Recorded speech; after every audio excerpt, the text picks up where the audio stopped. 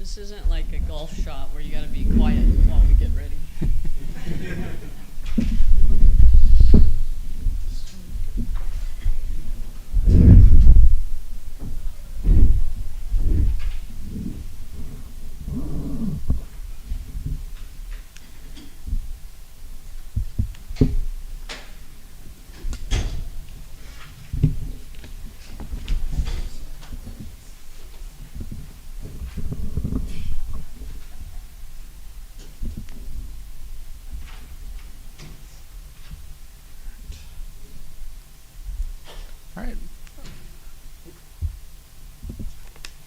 All right, morning everybody. Welcome to the 2025 CUSA Football Kickoff and Media Day.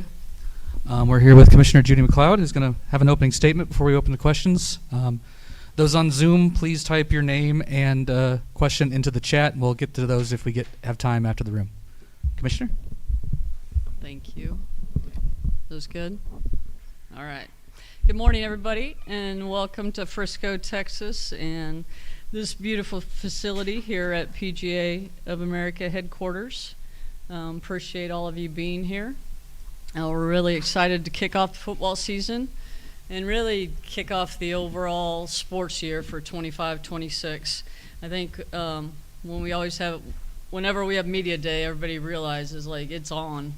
We're getting ready to go. So I also think as the world of college athletics continues to get more complex, events like this in the actual games are even more special.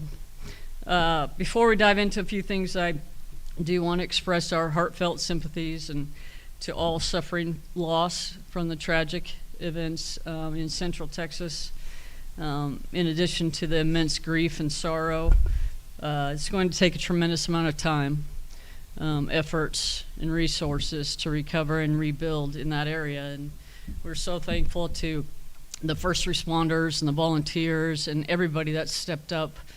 Texas has a way of doing that, stepping up to help other Texans, and sometimes these things are in the news for a couple days and then maybe a week and then they're forgotten, and I think it's going to take a really long time to recover and rebuild, and so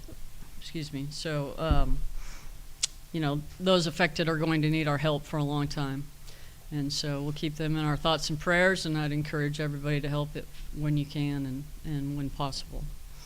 I always appreciate time with our student athletes, and I think yesterday was no different, but maybe this time it hit a little harder just because all of the young lives that were lost.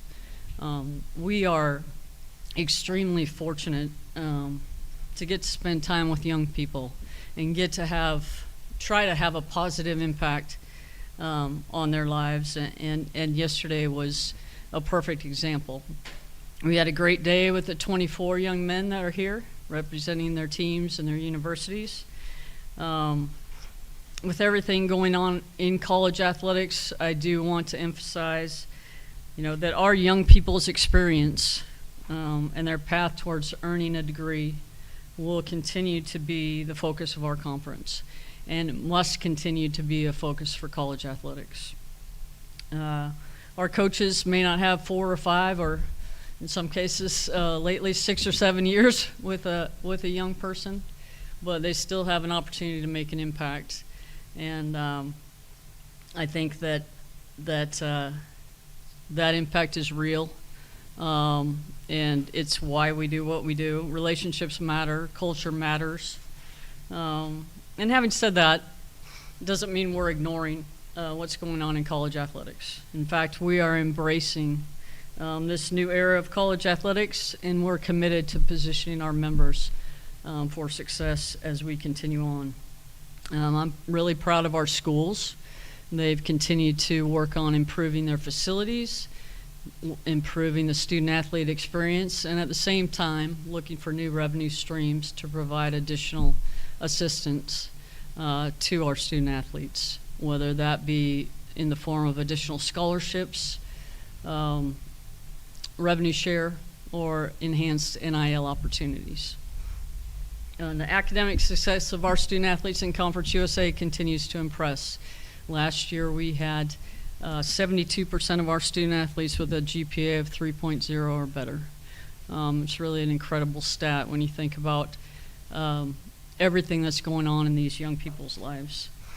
And so we'll shift a little bit to the big picture. I don't think there's a day goes by that there isn't something about one of the topics, whether it's the House settlement, congressional activity, eligibility litigation, the College Sports Commission, NIL Go, other litigation, presidential activity, the college football playoff, the transfer portal.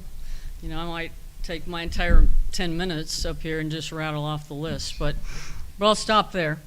Obviously, it's a new time. It's a transformational time in college athletics with so much happening so quickly. We need to continue to modernize and evolve. And it's something that college athletics has been slow to do in the past, and it's been forced on us, but for good reason. But it's really important that we have standards and we have rules. And that's going to be a challenge going forward. But again, the opportunity to work with young people and have an impact on them and work with them towards earning a degree and completing that degree is still going to be very central to our mission. We need things like the College Sports Commission and NIL Go to work. We need that to work. I know there are naysayers. I know there are people that want it to fail out of the gates, but we need that to work. We need congressional help. And we also need to keep including our student athletes and their voice in our decision-making processes as we move forward. And so, you know, it's taken a ton of work to get to this point. It's going to take a ton more, but I believe college athletics is worth it. But it's going to take everybody to do that. And that's a tall task, but I think those of us involved in it that have dedicated our lives to it believe in that, and we'll work hard to achieve those goals. And now, why we are here, we're really excited to welcome our two new schools, Delaware and Missouri State. And we can't wait we have a big game week 0, so not too far away, when we have a conference matchup that could turn into a real critical game for the standings in Sam Houston and WKU. People ask me, well, who's going to be your good team this year? Really hard to tell these days. You know, we do lead our peers with you know, there's a stat for everything these days. So we have average returning production of 54%, which leads our peers. So that tells me we do have a lot of veteran talent coming back that can help guide our teams and can help those teams gel a little more quickly.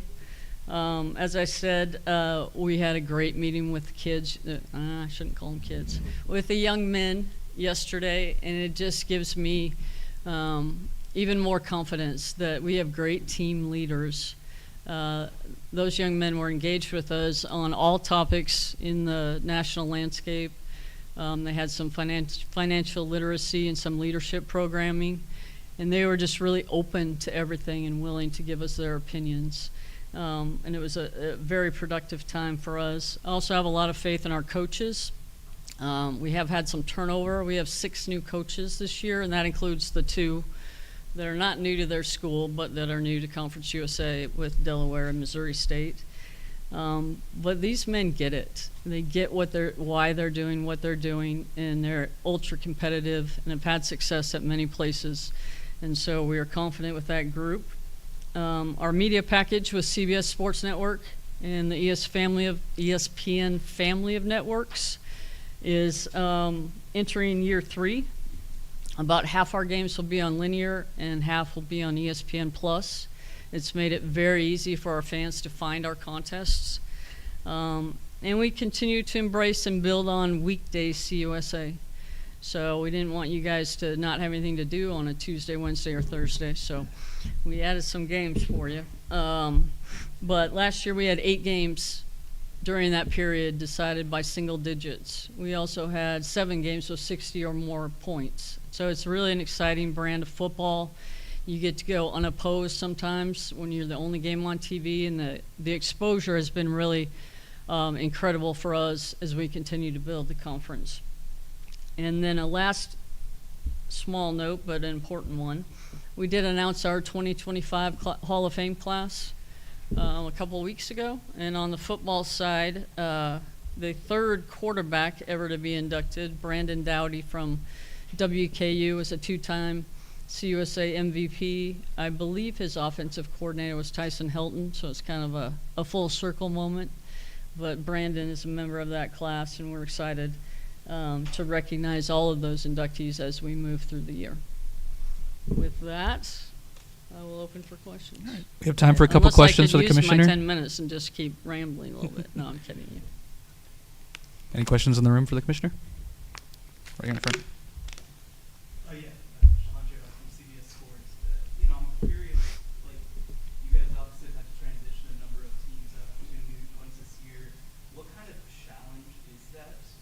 And also, when you look forward, especially two teams potentially departing, do you potentially more realignment on the horizon? Yeah, realignment is my favorite topic, so thanks for opening with that.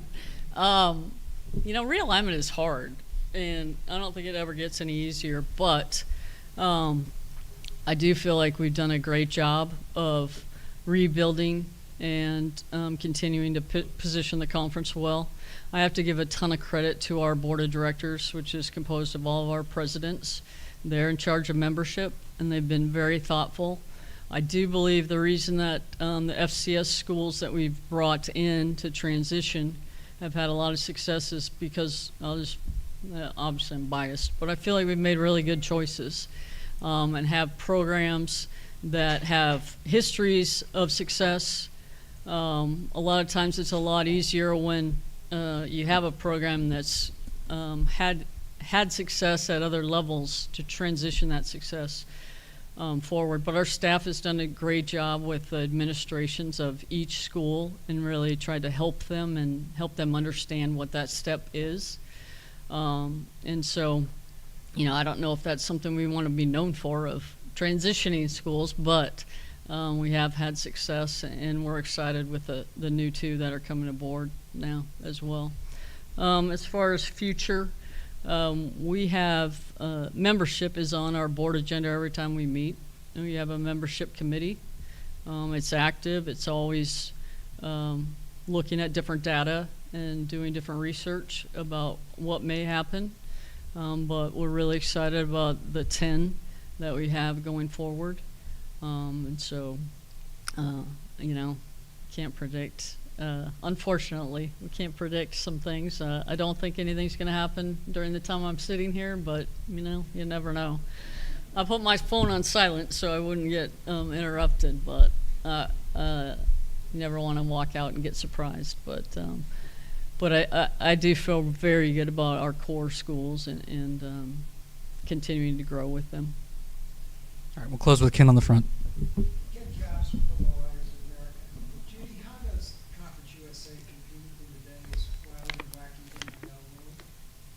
Yeah, I think, the key for us is going to be how our coaches adapt. And different coaches adapt differently, and I think that's fine. I think retention of talent is one of the big keys for us. And, it just depends on the situation. But if you can keep some core guys, I don't think our coaches begrudge any individual that has an unbelievable opportunity to go to, and we wish them well. But I think retention is going to be key. And then, high school recruiting, there are not as many high school kids getting an opportunity because of the transfer portal. Many coaches don't even recruit high school anymore. So is that an opportunity for our coaches to uncover some gems that others may not be paying attention to? So I think the high school recruiting, developing student athletes, and then retention to an extent will be really important for us. It's still new, and so how each coach decides to adapt and how their school works with them to do that will be critical for us. Thank you for your time, Commissioner. We'll be back with Delaware head coach Ryan Carty here at 9:40.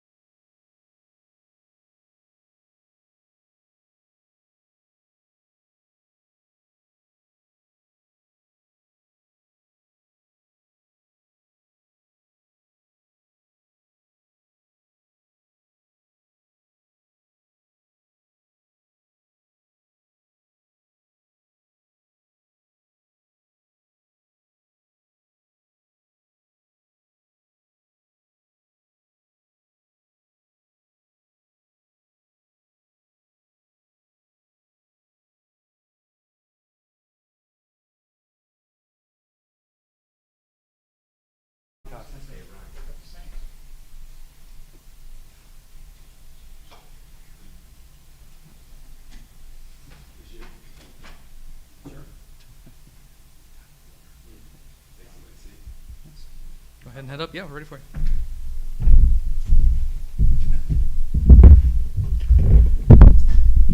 All right. Thank you, everyone, and welcome to the 2025 CUSA Football Kickoff Immediate Day. We're joined by Delaware head coach Ryan Carty. We'll begin with an opening statement from Coach before heading to questions. Those on Zoom, please type your question and your name and affiliation, and we'll get to those if we have time after the room. Thank you, Coach. Well, I appreciate you guys having us. We're proud and thankful to represent the University of Delaware at this historic moment. Hopefully bringing a championship tradition from FCS to FBS and a little bit bigger stage. So I want to thank our administration and Conference USA for making this opportunity possible. Thank our players, staff, fans for their unwavering support throughout a transition period. And it's just an exciting time to be a Blue Hen and an honor to be leading any team representing the 302. So appreciate you guys and looking forward to some questions. All right. Questions for Coach? Steve? Coach Steve Hahn of the AP in Dallas. Not only you guys making a transition from FCS to FBS, but you're doing it at a time when there's so much else going on.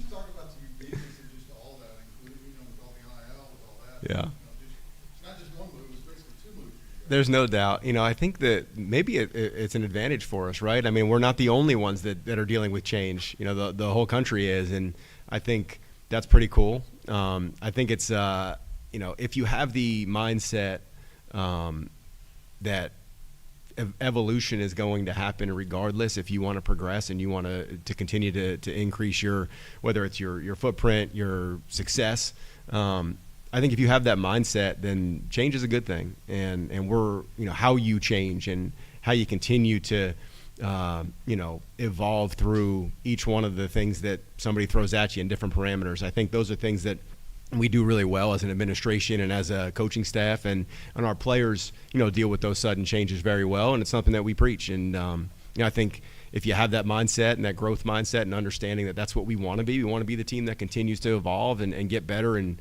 change the way we do things so that we're not stagnant.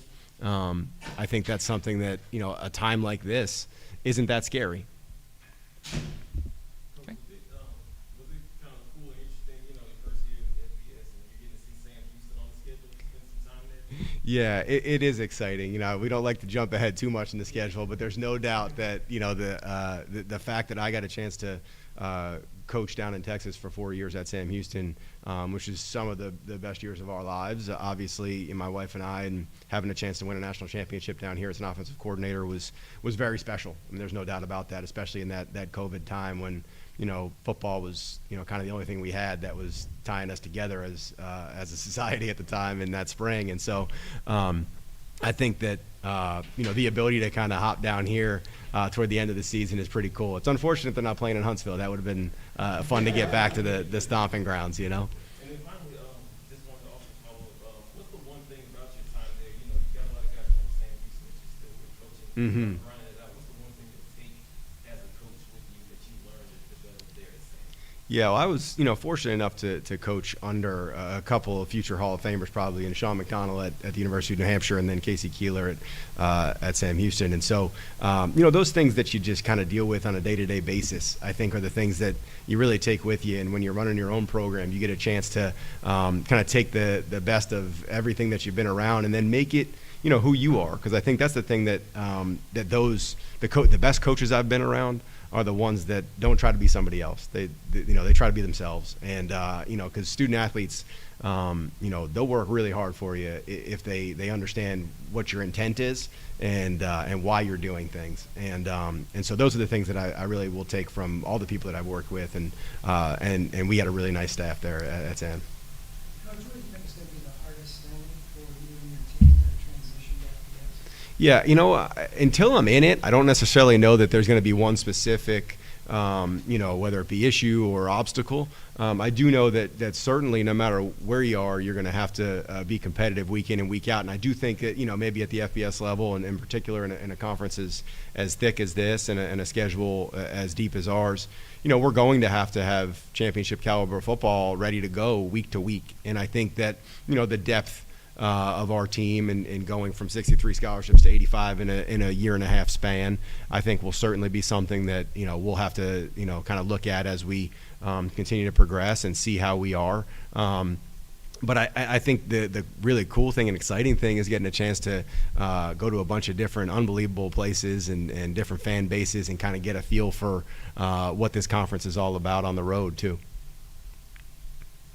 Coach, James Sagan, you had Mel Carter coach the other day. Mhm.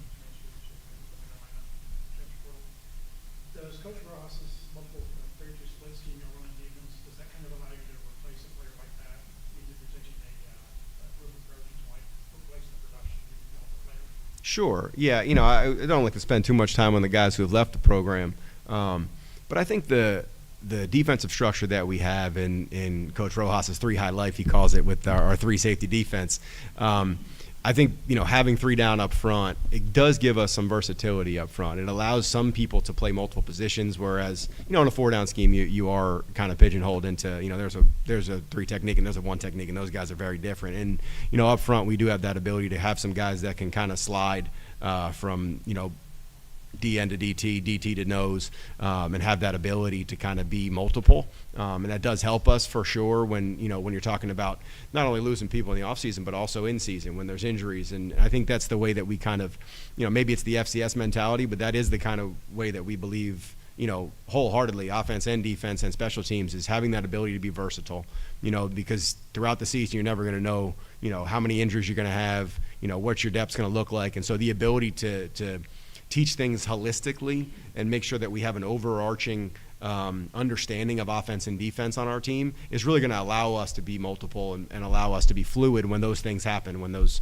opportunities come for us to change a challenge into something that would be successful. I just wanted to jump to some of the questions on the Zoom. Kevin Burrell said, your first ever FBS game is going to be, or conference game is going to be against FIU in Miami. Can you talk about that game and your thoughts on the Panthers going into the year? Yeah, really excited about the opportunity to hop on the road right away and get to Pitbull Stadium and enjoy our time down there. And a little concerned about the heat, but we'll be practicing in it, and so we'll be all right. Yeah, just excited about the opportunity really to kind of showcase again, bring our traveling party on the road to a different part of the country. I don't remember the last time we played a game in Florida. It certainly wasn't when I was the head coach, and so things like that are just going to be an exciting part of this whole season. Kind of jumping on that, Brandon Hay from League Winners asked, with Colorado on the schedule this year moving forward as an FBS program, what type of other games are you looking to schedule in the future? Well, I think all of our, nowadays with the way scheduling works, we schedule like 6 years out, and so I think that all those FBS games or the Power 4 games, I think are booked out throughout the next 4 or 5 years, maybe even 6 years, and so I try not to look too far ahead, but those are already out there, and I think we've already announced them, so those could be probably searched. I do my best to try to stay in the 2025 time, and usually one game at a time if we can handle it. It's about all the bandwidth I got in my brain, but yeah, we're really excited about the opportunity again, just to go to some unbelievable places and get our student athletes the ability to kind of showcase our Delaware brand in different states and different parts of the country. We'll get to a couple more here for you, Coach. Oliver Hodgkinson. Coach Jake Thaw was nominated last week for the All-State Good Works team. Can you talk a little about his contributions to the community around the football program? Yeah, I think we do such a nice job, and it kind of stems from, Jerry O'Ravitz, who's one of our associate ADs. He's kind of in charge of our community outreach and our community support through, the University of Delaware football program. And he does such a great job at searching out some opportunities for our guys, our whole team to go reach out into the community. And the community means so much to us, and the fan base is so supportive of us. And we all kind of are one when it comes to the University of Delaware. And so I think the ability for people like Jake and the rest of our student athletes to go down, work with, whether it be local kids, whether it be food banks, all those situations. Then we have the opportunity at the University of Delaware. Our administration takes us on we call it the 302 tour, and we go all the way across the state and up and down the state, and for educational purposes, but also for outreach purposes. And Jake's been involved with a lot of those things, and Jake is one of the better people on our team. But honestly, you could pick a bunch of student athletes on our team, and they would be the same caliber human beings and the same willingness and love of helping other people. All right, we have time for one last question for Coach in the room here. Coach, how have you gone about scouting a whole new list of teams, and not having familiarity with the conference and everything before? Just how have you gone about that? Of course, the roster turnovers on everybody. Yeah. How have you done that this offseason? Yeah, I mean, it is difficult to foresee what it might be like, right, when you get a chance to, look at how much turnover each team has, including ourselves. It is hard to predict what it will look like on the film, and I think that's the thing, is we've had the ability to watch a ton of film. That's out there. That's something that we've done all off season. But until we're on the field with people, I do feel like it is tough to kind of feel, the speed, feel the toughness, feel the physicality, feel the difference in the game. The rest of it's just X's and O's on a video screen. And so we're doing our best to make sure that we cover our bases, but also we're going to have to go feel what it's like when we're out there. And so, I think there's a lot of things that do change, and it comes back to the question of a lot of things that have changed in college football. The thing that hasn't is that the person who scores more points wins, and the thing that creates the points and the thing that creates those wins is going to be, how hard you play, how tough you play, how fast you play, how smart you play. Can you play clean? Can you have people that fight a little bit longer than somebody else? And so those are the things that we're really focused on, is the day-to-day process-oriented things that we can do and we can control. Because the rest of the stuff, we really can't control who's against us. We can kind of control who we are. And so that's what we've been focusing on, and we'll continue to take that approach throughout camp. Coach, thank you for your time. Appreciate you guys. We'll be back with Missouri State head coach Ryan Beard here at 10 o'clock. Thanks, Coach. Appreciate you.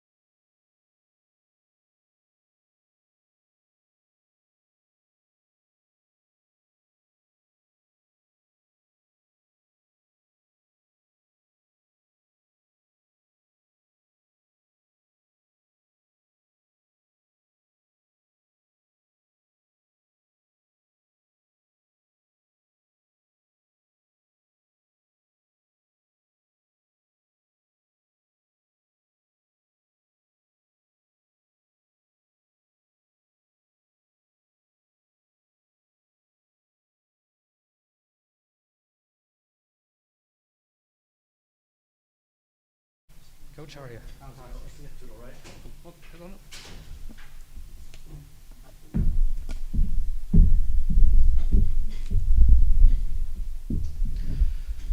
All right. Welcome, everybody, back to the 2025 CUSA Football Kickoff and Media Day. We're joined by Missouri State head coach Ryan Beard. He's going to start with an opening statement. Then we'll open to questions. Those on Zoom, please type your questions in the chat, and we'll try to get to those as well. Thank you. Coach? Thank you. Good morning. Hope everybody's had a great start to the week. What a beautiful facility we're at today. I want to first thank Judy and her staff at Conference USA. Great event. I mean, top-notch people, attention to detail, and everything that we've done the last 2 days. And they've actually been able to pour into our student athletes. A lot of times you go to media days and it's just the pictures, it's just the talking to the media and whatnot. They had some really good programs for our student athletes that we were able to bring with us, and we really, really appreciate that. It's football time. I know everybody's excited. You're excited. I'm excited. The whole country's excited, and what a time to be excited. We were just playing the NCAA college football game out there, and just to see our players be able to play with themselves. Obviously, there is no FCS college football game. There is an FBS game, and we are in the game. So that's a huge deal. And, for people to be able to play that worldwide and to be able to create Missouri State Bears fans just by plugging in a console to a TV, how cool is that? The connectivity of that is just really, really impactful. I'm extremely humbled to be the head coach of Missouri State right now in this historic time. I would be curious to see how many head coaches have gone through the FCS to FBS transition, not only as a player but as a coach. I got to go through that transition at Western Kentucky as a player, and now I'm fortunate enough to do it at Missouri State as a head football coach. Extremely blessed opportunity to be here. I believe in what we're doing at Missouri State. Our administration has a great vision for what they want this football program and university to look like. We have tremendous student athletes within those walls. They believe in our processes. We know how to be successful. And I'm excited about the future of Missouri State. I'll open it up for some questions. I'll open to questions in the room.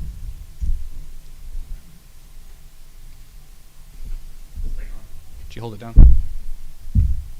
There we go. Coach, you've talked about your relationship with Western Kentucky coach Tyson Helton. Is he still giving you advice on things? Is he still kind of a mentor? Just how has that worked now that you're in the same league? Yeah, he's still a mentor. I actually messaged him last night and asked what he was wearing to one of the events we had, just to make sure that I was on par with everybody in the room. Didn't want to be too dressed up, didn't want to be too dressed down, and he actually wore what he told me he was going to wear. I didn't know Wyatt if he was going to, have some fun with it and kind of set me up, but he's a good man. He does things the right way. Western Kentucky's a great program. I had a lot of respect for those guys. And I would be remiss to say congrats on the wedding. Congrats to you and your wife. That's a really cool deal, and thanks for being here for us. Ken Capps from Football Writings of America. Nice to meet you, Ken. Nice to meet you. Ryan, what's it going to be like transferring to FBS, and what do you think is going to be the most challenging thing for your team? It's a great opportunity. We speak about opportunity all the time in our program of not only our student athletes but our coaches, or the city of Springfield, to grow in ways they never thought possible through football. It's an incredible thing to be able to grow that through the game. And there will be trials, there will be tough moments. But I think one thing that bodes well for us is being able to have come from the Missouri Valley Conference, which is without a doubt the best conference in FCS football. When you look back at the perennial national champions, it comes from that league. And I think we did a great job going 8-4 last year. We put together the first, series of 6 wins since I was born in '89. So that's pretty impressive, and I think it's a good thing for, again, just kind of our momentum moving forward. I think Conference USA is a great conference. I think there's tremendous coaches. I think there's tremendous players, and what an opportunity it is for us to come in and see what we can do. By the way, all my kinfolk live in Lebanon, Missouri. Really? Right up the road. You got to come see us. Hey, whenever you're in town, you let me know. Okay. Coach Bo Carter with Sports Page Dallas, congratulations again on the move. I talked a little bit, Missouri State's got great baseball programs down through the years, tradition, and plus you mentioned the Missouri Valley Football Conference. Talk a little bit about how your success might translate over into D1 or FBS. Yeah, can I get your name? Did you say your name was Bo? Carter, yeah. Nice to meet you, Bog. My son's name's Bo. Oh, so good. I think we'll get along really well. No, I think it'll bode extremely well. One of my mentors on campus is Keith Gutton. Keith is a legendary baseball coach, one of the best human beings you can ever be around. If you're having a bad day and you need some words of wisdom, call Keith Gutton. He can give it to you, shoots it straight. Just everything that our baseball program is done at a high level, from how you enter the building to how you treat people to how you take care of your locker room. And he's been a tremendous sounding board for me just to come to for advice and be able to listen to kind of his struggles, because he took our baseball program from D2 to D1. So I'm not saying it's the exact same challenges, but it's always relative to be able to hear from a high-quality coach that's won at a high level and to be able to grow from that. And again, I said it earlier, I think it bodes really well for us coming from a conference that it's week in, week out, really competitive. And I think that's the one thing about the Valley that people don't realize is every single week you have to show up and be at your best self, or there's a chance you get beat. And our players have understood that, and I think that will help us out going into Conference USA. The middle, Bokanian, the mic.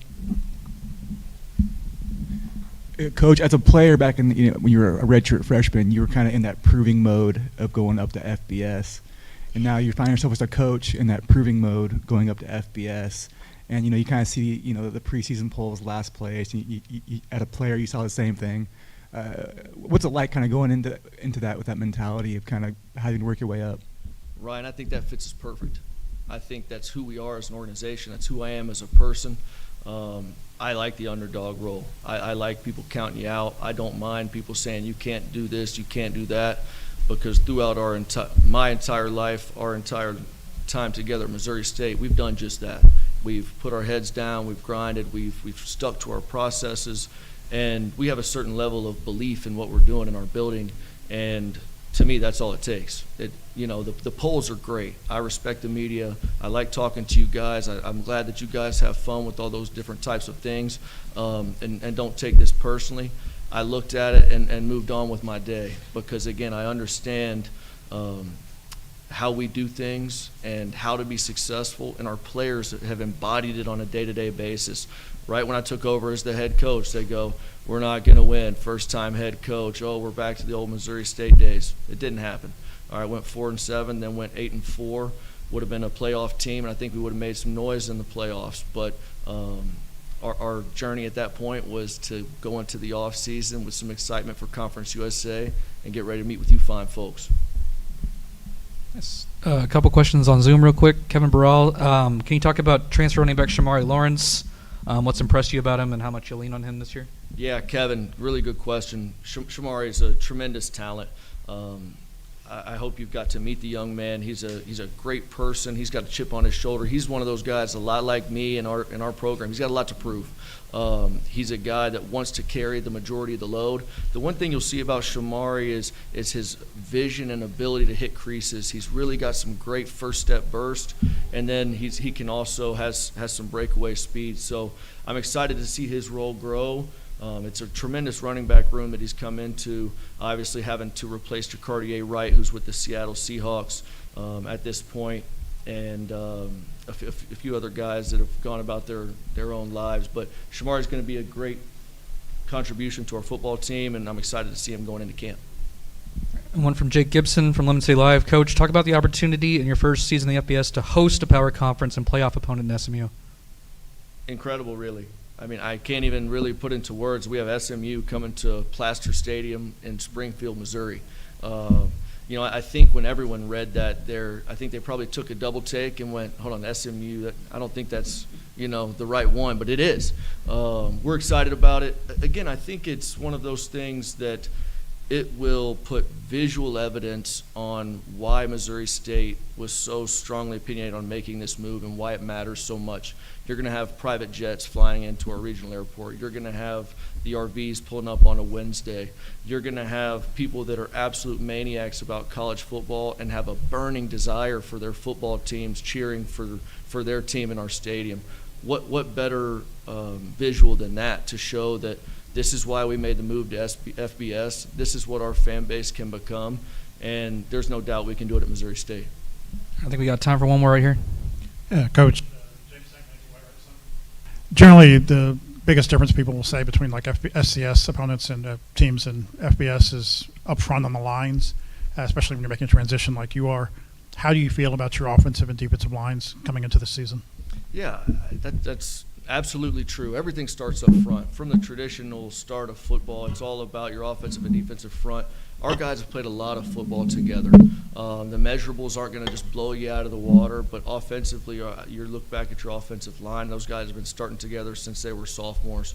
I think there's a lot to be said about continuity. The guys that have played together, guys that have understanding what Jacob wants behind him protection-wise, that's a big deal. I think that we'll be able to do a much better job of, getting in and out of our advantage runs, getting in and out of the protections we need to get into. Same thing on the defensive line. We've got some guys that transferred in on the edge that should do a good job. DJ Wesselek, Devon Townley from Penn State, as well as Caden Wiest, a local guy from Springfield. And then I'm really excited about the interior. I think we grew up a lot last year. A guy named Jills Chio on the interior, big human being, strong at the point of attack. And again, I go back, I know I've referenced this a lot, and you guys are probably tired of hearing it, but it's the truth. In the Missouri Valley Conference, South Dakota State, North Dakota State, I would argue that their measurables look like some Power 5 schools. And again, obviously we got beat by those teams last year, but it just shows that we've played that level of offensive and defensive line and kind of understand a little bit how to handle those situations. All right. Thank you for your time, Coach. We appreciate it. Thanks, guys. Have a great day. We'll be back with FIU head coach Willie Simmons here at 10:20.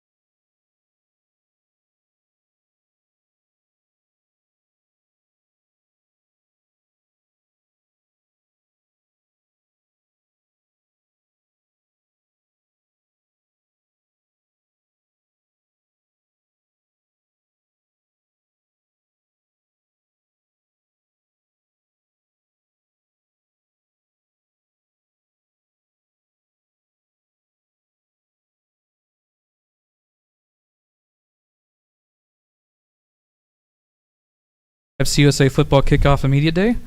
We're joined by FIU head coach Willie Simmons. He's going to open up with an opening statement before we go to questions. Those in the Zoom, please type your question in, and we'll try to get to it after the room. Thank you, Coach. Well, good morning, everyone. Excited to be here in Frisco for Conference USA Media Day. Obviously, our first year here at FIU. Very exciting time. Had an amazing 7+ months with these guys, building this team, building this roster, putting the coaching staff together. And we're excited to get to work next week. And a lot of excitement around the program for various reasons. And I think this team is going to really surprise some people this year. So, again, really excited to be here, and I look forward to answering your questions. Questions in the room? Go. Coach, a lot of talk with Keontae, and just what he's going to be as far as a quarterback. You were a quarterback too. How much of yourself do you see in him? Well, he's a lefty, so it's a little different. But no, Keywan's a great young player. He's been starting ever since his freshman year. So he's taken his lumps. He's learned a lot, cut his interceptions down in half from his freshman year to his sophomore year. Completion percentage went up. So all the metrics that you evaluate a quarterback by improved from year 1 to year 2. And that's what you want to see. Obviously now learning a new system, new coaching staff, you just want to see him take that next step as a leader. He's the unquestioned leader of this offense, of this football team. So, again, a lot of potential. Again, conference preseason player of the year. But I think Keywan's ceiling is much higher than maybe he even realizes. So we'll go as he goes. Being a quarterback myself, former quarterback, this team, this offense will be built around his skill set. So he understands that responsibility, but we're definitely looking forward to following Keywan this season. And then just another question that's been on Prairie View, FAMU. What's one thing about your time in the SWAC that you always take with you as a coach, being an experience or a lesson learned or something, or anything like that? Yeah, I think being at low resource institutions, you learn the value of efficiency, of being able to maximize time. We don't have unlimited resources, and so we have to make the most of what we do have. And so that's everyone pulling their own weight. That's everyone being willing to do extra work, being unselfish. And I think that's a quality that breeds success really in any organization. But especially when you're at a place that doesn't necessarily have all the bells and whistles. And whether it was Prairie View, FAMU, even Duke last year, not being at FIU, when you don't have the most, you got to make the most of what you do have. And I think that's one trait that I've carried with me everywhere I've gone. More questions in the room, or I'll jump to Zoom. All right, first question on Zoom from, where'd he go? Coach Simmons, you've had success in the past while retaining talent at FAMU. Can you talk about the significance of Keon Jenkins withdrawing and being able to keep the CUSA preseason offensive player at your team? Well, obviously the first order of business once I got hired was keeping our quarterback. So, pretty nice dinner that I had with he and his dad. Dug into my pockets a little bit with the steak his dad had ordered, but it was well worth it. So, but no, obviously everyone knows the value and importance of a quarterback, and so being able to retain him and build this team around him was I think critical for our success. And so I'm really excited to keep him. He's a Miami guy, born and raised, one of the most accomplished quarterbacks to ever come out of Miami, which says a lot with the number of quarterbacks that have come out of that area. And looking forward to seeing him continue to take the next step as a quarterback. But again, I think my biggest recruiting win in all my years was being able to keep Keywan. Go to the room with Steve. There's a mic there if you would grab it. Sorry. Next to, sorry. Stephen Hawkins with the AP. You were just talking about recruiting him, but in this era now with the way things are gone, was it easier or maybe harder because of what the era is to kind of keep him there? Recruiting is definitely harder now than it's ever been. I think every coach in this conference can attest to that fact. Unlimited transferring, it really makes it difficult to build a consistent roster because every semester you can lose your entire football team theoretically. And so always having a plan, I think that's the biggest thing. In the past it was always planning for your seniors to graduate. So you knew you were going to lose 15 guys every year. You got to have a plan to stay ahead. Now, again, it's unlimited. It's free agency across the board. So I think that's why everyone now has some form of a general manager to be able to help you manage the roster. So it's definitely more difficult to recruit now just because where in the past you had to sign maybe 15, 20 guys. I think most of us within this conference, the conversations that I've had with other head coaches, most of us are upwards to 40+ new players on each team. Some even 60. So you got to recruit a lot more players today. So it's a lot more challenging.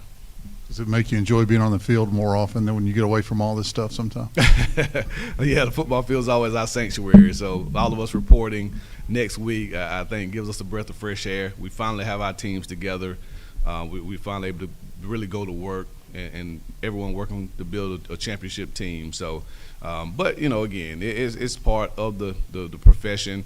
I tell our team all the time, if we were the only ones dealing with something, I would allow us to complain about it. But the fact that everyone in the nation is having this same conversation, whether you're at FIU or the #1 program in the country, you still have to worry about the same challenges. So because of that, we're going to embrace it. We're going to take it head on. We're going to have a plan for it, and we're not going to make any excuses for it. Coach James Seckling at T. White Red Sun. Do you think you have a little bit of an advantage coming from your past at Florida A&M as far as building a roster? Because I know some of the lower level, especially like Division II, Division III, they were allowed to literally bring in 40 to 60 guys every year because they didn't have the roster limits on recruiting. Do you think coming from a lower level that kind of gives you an advantage as far as building a roster? Well, I mean, FAMU obviously and Prairie View are both FCS, so we were still under the same restraints as Division I as far as 85 scholarships. So does it give me an advantage? I wouldn't say it does. Just my experience of 9 years being a head coach, having to recruit, having to build rosters, I think maybe that gives me a little more insight, maybe as someone who just broke into the head coaching role. But again, I think recruiting is a part of what we do. And so you just have to have a plan, and whether that's Division III level where you not working off scholarships, or whether that's Division I FCS or FBS where you're limited to 85 total scholarships, or now 105. The teams, the staffs that plan the best are the ones that typically have the most success. And so for us, we got to make sure that we're planning ahead and that there are no surprises. We'll go back to some questions on Zoom. Brandon from League Winners asked, how would you describe your approach and process to the spring portal, and what are your expectations for the players that you've brought in so far? Again, our approach to the portal is that we're going to attack it head on. We try to recruit the portal based on need. We feel like we're a developmental program, so we want to build our roster from the high school ranks and then find quality transfers to fill in any voids that we may have due to the loss of players in the portal. But feel really good about the team that we put together. Those guys are really gelled and come together really quickly over the summer. And again, I'm looking forward to seeing them finally come together as a whole next Monday when we report to really see how good this team can truly be. All right, we'll go to Jake Gibson from Lemon City Live. Coach, as we get closer to fall practices, what are the positions with the most exciting battles for a starting spot come week 1? Well, I think on the offensive line, there'll be some heated battles. We had some guys come out of spring as starters, but we brought in 4 new linemen over the summer in the spring portal. So really looking forward to seeing those guys compete and get after it. And again, we'll go. Obviously, Keywan is the engine, but we'll go as far as the offensive line takes us. So really seeing which combination of 5 and hopefully 10, being that we have quality depth, come out of training camp as our core group. We'll go to Kevin with G Football Daily. Coach, can you talk about your relationship with Jerry Mack, since I believe you crossed paths back when you were both at the HBCU level, and if you still keep in touch with him and what it's going to be like to play against him? I was hanging out with him last night. He still owes me a drink. So, but no, I've known Jerry for a long time, and we both talked about this opportunity. We had very similar paths as far as being head coaches at HBCUs, leaving our head coaching roles to take assistant coaching jobs at the FBS level, and strategically doing that so we can sit in these seats. And so, we've kept in touch over the years, have a great deal of respect for what he's been able to do over his coaching career. We have a great friendship, and I'm looking forward to seeing him build Kennesaw just as he's looking forward to seeing me build FIU. We'll go back to Brandon from League Winners. What are you most excited about heading into your first season at FIU, and what's your message to the wider college football landscape? I'm just excited about the opportunity to lead this great group of young men again. Was a head coach for 9 years before taking a step back from that role to be an assistant. and good Lord blessed me to lead another program, and so I'm excited to be able to do that, to be able to bring our brand to South Florida. Again, I think the message to everyone in the college landscape is that football hadn't changed. How we recruit has changed. The ability to pay players now has changed, but the dimensions of the football field are still 100 by 53 and a third. You're still 11 men on the field, and the team that plays the best together, that keeps momentum, that doesn't beat themselves, will have the best chance to be successful. And so with all the changes that are happening, don't lose sight that the number one thing about this game is the ability of these young people to go out and showcase their abilities on a weekly basis for some rabid fan bases. All right, we'll close with Scott right here. Scott Farrell with the Football Writers Association. Your impression of Brian Blades on defense, what you observe from him and what you need from him coming this season? Yeah, I think Deuce is as good as advertised. Obviously, keeping him really for us was just as big as keeping Keywan. People don't talk about it as much because of the nature of the quarterback position, but Brian had just as many suitors, if not more, in the two transfer portal windows as anyone on our football team. And him deciding to stay at FIU for his senior season means a lot for our defense. He's one of the leaders on the back end, very talented, works extremely hard, has that pedigree, and so our ability to keep Deuce, to keep Keywan, KJ Owens, the guys that we were able to retain from last year's team, I think will go a long way in our overall success. But very excited to see Brian on the field. He's a shutdown corner. I think he has a chance to play this game for much longer because he does have the skill set. So I just expect him to continue to take the next step and be arguably one of the best DBs in America. All right, Coach, thank you for your time. We appreciate it. Thank you, guys. We'll be back with Kennesaw State head coach Jerry Mack here at 10:40.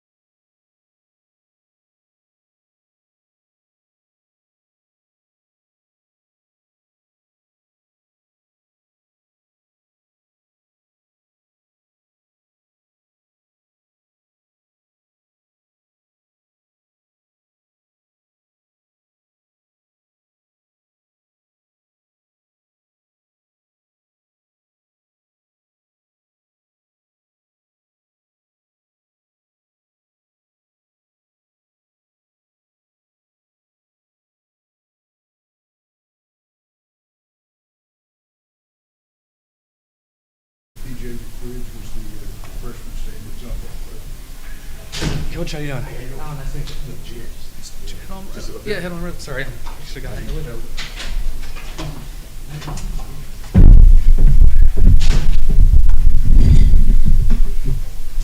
Coach Mack, how are you? How you doing? Nice to meet you, sir. Nice to meet you.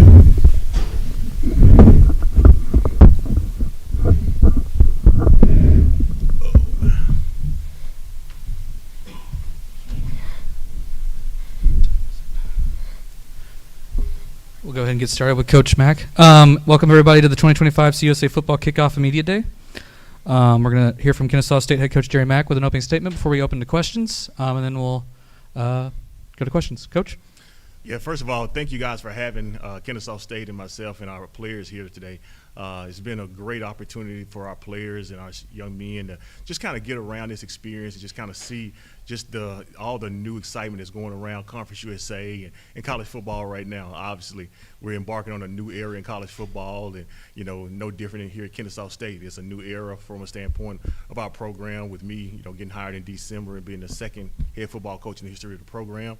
And it's just been a great opportunity for me and my family to, get exposed to the Kennesaw community and what we have to offer. Really excited about the direction of our program right now. A.D. Milton Overton and our president as well. They've been done a great job of aligning some things in place that will give our football team an opportunity to be successful this upcoming year. Really excited about the players that we brought into the building. We brought over 60 new players into the building in the last probably 6 to 7 months. And, we're constantly continue to gel and kind of find our niche as far as what we're going to be as a program. So every day is a new learning experience, developing their culture, developing our schemes, offense, defense, and special teams. And last but not least, just really excited for the future of our program to engage with our community and our students on campus. That's one of the things that we're going to really, make a priority this year, getting out into the community, and also, too, getting more on campus to make sure that our students on campus understand that we want their support at the football games, and we want to be a team that they can be proud of. All right, thank you, Coach. Questions in the room? Bo, can you turn it on first? Hold the button. Bo Carter with Sports Page Dallas. Congratulations. Thanks for being here. Yes, sir. Talk a little bit the Atlanta area of recruiting and also how your program's building. You're still fairly new to the whole thing, especially FBS. What kind of transition do you need to make this year for you?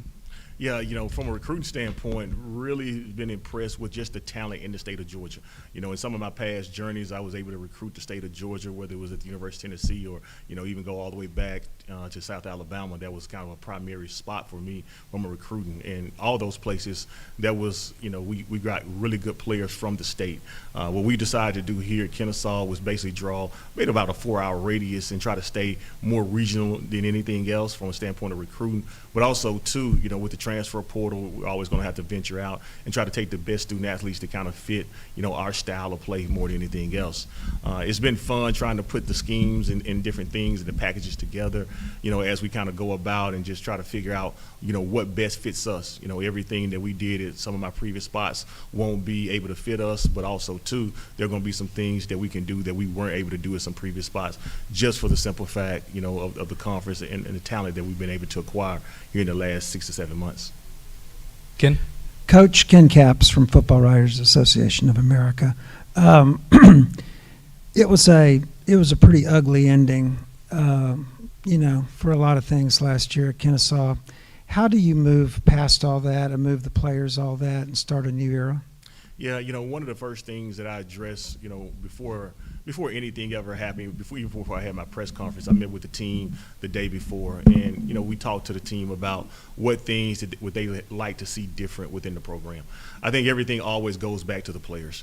We discussed as a group, as a unit, what different things do you guys want to see going forward? And we tried to implement a lot of those things when we came back after the Christmas break. There were a lot of new things that we tried to implement as far as relationship building, as far as some of the infrastructure and logistics, all those different things that go into running a program. And I think, the biggest thing that we addressed was, you're my team now. All these players that are in here, it's not the past regime, it's the new regime. And all we're going to do is take you for face value of what you do every single day that you come in this building. No different than what I want you to take me. trust us, trust the process, and we're going to continue to try to build that trust. And some of those guys are with us. They stayed with us. Some of those guys moved on, by force or by choice. They decided to go ahead and look for different opportunities. So we really feel good about where we're at as a program. The past is the past. We can't control that. At the end of the day, there was going to have to be a new person sitting in that seat, and I'm just honored to be that person that's sitting in that seat now.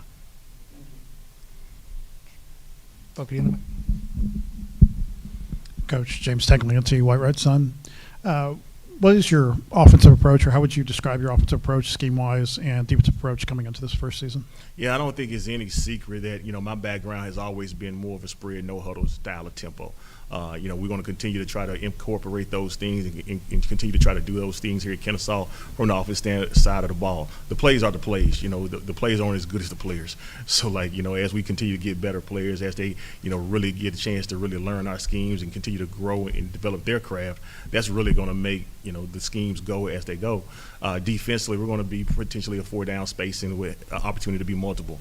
That's no different than most teams in the country right now. All those teams are going to be able to jump into those 3-down packages in the 4-down spacing and whatever exotics from a pressure standpoint that people are doing right now. Special teams, we hired a young man, Kyle Blocker, from Miami of Ohio, was a part of a conference championship style of program. So special team wise, the biggest thing that we wanted to make sure is be more aggressive on the special team side of the ball, especially when you talk about early part of the year. That's really what wins and loses football games a lot of times. It's just how good you are in special teams. So the biggest thing is trying to put all three phases of the game together to make sure they all match and complement one another right now. Any questions in the room? We have one from Zoom. Can you describe your relationship with Willie Simmons and what it's going to be like facing him later this year? Known Willie for a very long time. Known Willie for years and years. We kind of been on the front of this thing, kind of started our careers together. Obviously, we have strong HBCU ties, had some success in some programs as well. A really close friend, mentor as well. He's one of the guys that I consider in this profession to continue to bounce things. We bounce things off one another always. I want to see him be successful all the time, except when we play him. But other than that, man, he's been a really good friend, really good mentor for me as well. It's going to be fun lining up against him. I've never actually got a chance to actually play one of Willie's team. I was out of the league by the time that he ended up coming to the league. But, really going to look forward to going down there and just matching our two wits up against one another. Extremely intelligent football coach, great football mind from an offense, defense, and as a head coach, to be honest with you. I'll give you a little tidbit. We kind of traded some ideas. I remember during that COVID era when everybody was at home and everybody was Zooming. I reached out to him. I said, let's kind of get on a Zoom call and just share some offense schemes and just kind of go back and forth and clinic one another. So once again, always known him as a great football mind. All right. Thank you, Coach, for your time. We appreciate it. Thank you. We'll be back with Liberty head coach Jamie Chadwell here at 11 o'clock.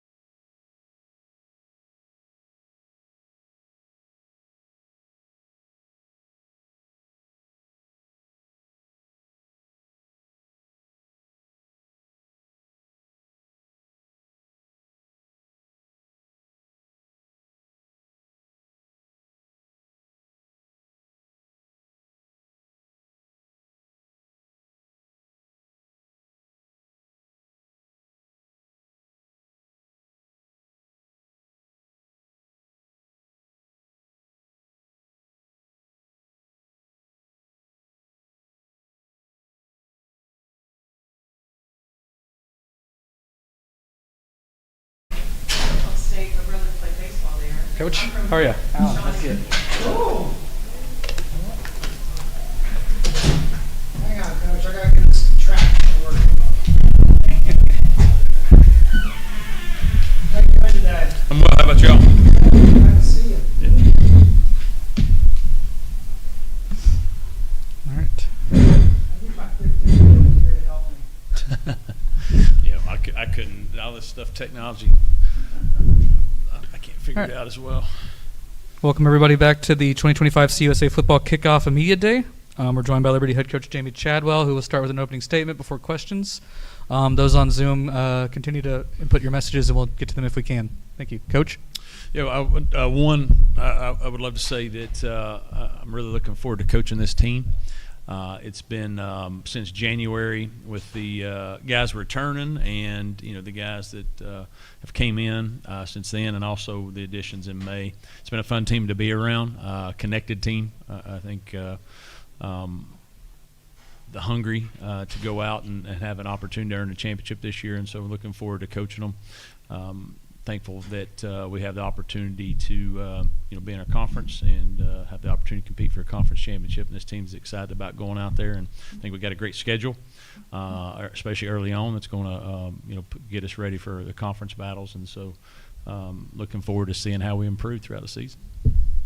Ken, Mike's right there. Coach, Ken Capps from Football Writers Association of America. I just told Aaron Fenimore that he's on the Outland watch list. Nice. What are your thoughts on that? Aaron is a great leader for us. He's a leader of the offensive line. He embraces what we're about as far as our program, about our university, cares about his teammates, and is a great player, and wants to make sure that the team is together. He does a lot to help bring them together, and he cares about each and every one of his teammates as a person. He's very selfless, and so he's worthy of that honor. I think he's arguably one of the best linemen in our conference, and I think he's one of the best linemen in the country as a center. He did a great job for us as a redshirt freshman. He's only going to be better this year. Anybody else in the room? Oh, right over here. Pass the mic down to the far end. Coach, you guys are going to be favored to win the league and potentially get a shot at the college football playoff. Just how are you gauging the strength of the league right now? Of course, you had two new members coming in from the FCS ranks. Well, I think I think our league is really good. I think there's some good coaches. I think there's some really good players. I always think the challenge in our league is knowing who has who, because every year, us included, you get plucked quite a bit, and so I think that's what makes our league unique and challenging to determine who's going to be good and who's not, is because you really don't know who's coming back and who's returning, who do they have in the waiting to come up, because there's so much change. But I like our team. We lost a bunch of guys just like everybody else, but I do think we have a good nucleus. I think we have a chance to have a really, really good year if we can stay together and stay connected, and keep the main thing and not worry about some outside stuff. And as I said, this team has been the closest that I've been around in a long time, as far as just maybe a bad taste in the mouth about how we finished, thinking that we could have had a better season than what we had last year, and I think the guys returning knew that, and they knew why we didn't, and so I think they're focused on making sure that we don't beat ourselves going forward. And but I like the direction we're heading, but I think our league is challenging.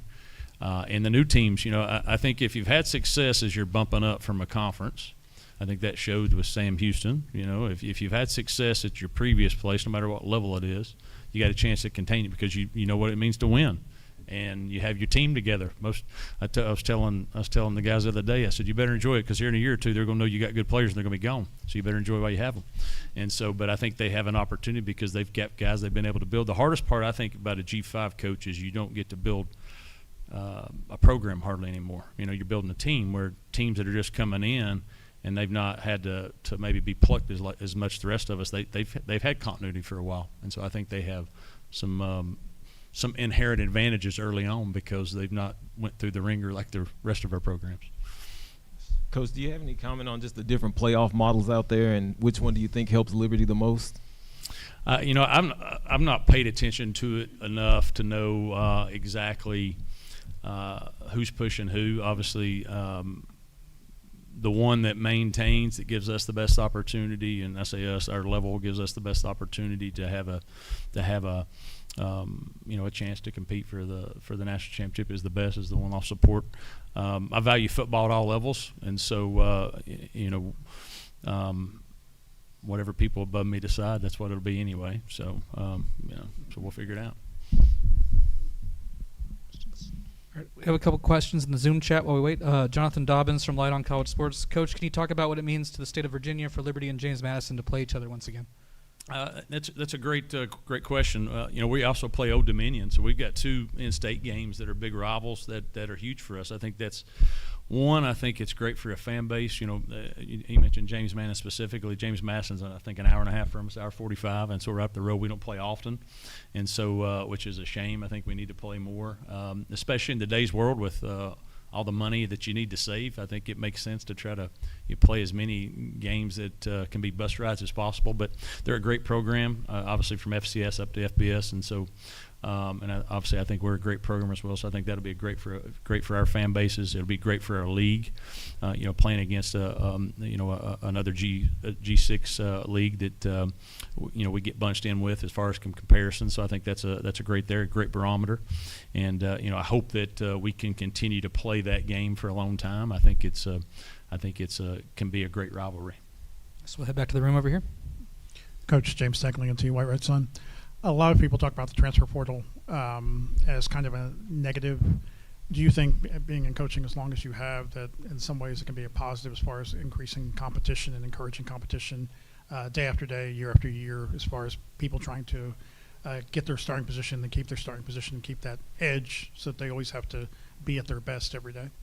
I think that it's been a positive. I think the only negative about a portal is in the sport of football specifically, you value a culture, right? And it's so hard to build a culture when you're constantly turning over. We don't have 15 players. You have 100, and now it's 105, right? You have 15, so you got such a huge group. And I say that's the only, to me, is a negative. It's hard to build that. I think there's a positive in a lot of that. With with competing for your job every year, and you're worried about somebody coming in and taking it. I would hope that you have players that don't worry about that as much, and they put that extra pressure on them. I would hope it's more so the positive of it is sometimes things don't work out, whether it's because of injury, whether it's because maybe just didn't work out for you. Maybe some guys were better. I think that's where the positive, it gives you an opportunity to continue to grow and find your way, because sometimes guys aren't ready to play in a year, and most coaches, well, if you're not ready, I gotta bring somebody else in. And I think that's been the positive. It gives people continued time to grow in this sport and help develop. And so it's been a positive for us. It's been a negative. We've lost some good guys, but that's the way the life is. And so, but I do see the question as far as is the competition. These guys feel like they have to compete every single day. Yes, but I would hope that's who they are anyway, regardless of whether a portal there or not, at least from my experience. A couple more questions on the Zoom chat. Bryson Gordon from the News in Advance. Coach, since spring ball, you and your players have mentioned a refreshing mentality around the team after last year. Do you feel that change is kind of possibly even more valuable than some of the players you've added this season? Yeah, I think it's a good question. I think no matter how talented you are, no matter how good you are, if you're not together, if you're not all going in the same direction, it doesn't matter. You're battling against each other, and for points in a season, I felt like maybe we did that. And obviously, as the head coach, that was my job to either correct it or fix it or not allow it to happen. And I didn't do a very good job of doing that. But I do think our staff and our players have had a reinvigorated focus on making sure that we don't allow. I'll use the old quote: "The enemy's within the tent." The enemy's within the tent to hurt our program. And so I think that we're together. And anybody that we've added has come into that and senses that, knows that we're together. And so I think that's going to be a difference for us this year. In closer games, if talent's equal of the teams that connected has a chance to do that. Last year we weren't as connected and we lost close games, and so I'm hoping, and I believe this year that'll go in our favor because we will be a tighter team. Another question from the Zoom chat. Oliver Hodgkinson from PFSN. Coach, Elijah August was the Liberty nomination for the All-State Good Works team. Tell us a little about the importance of players like him in building a culture. Yeah, Eli is he's a special young man. You know, Eli was a walk-on at Liberty. And from Massachusetts, ended up earning a scholarship last year. And if you ask anybody on our team who is selfless, who cares about his teammates, who doesn't do anything to bring attention to himself but wants to serve others, it's Eli August. And he does not only that with our team, he does that in the community. He helped raise his sister, his mom, and it was his mom and him and his sister. He does a lot for her. He's done a lot for her to help her. And so he's a tremendous young man who beyond the football field is going to do some special things, and he's well deserving of that honor. But he's been great as far as in today's world. I mean, you still have people like him that truly care and value the opportunity that football's given him, and not what he's been able to take away from it, but just the doors that's open. And he's not only knocked down those doors, he's ran through them and been able to open more because of just who he is. And so really proud of Eli. Awesome. Thank you, Coach, for your time. We really appreciate it. Thank you. Flames. We'll be back with Jacksonville State head coach Charles Kelly here at 11:20.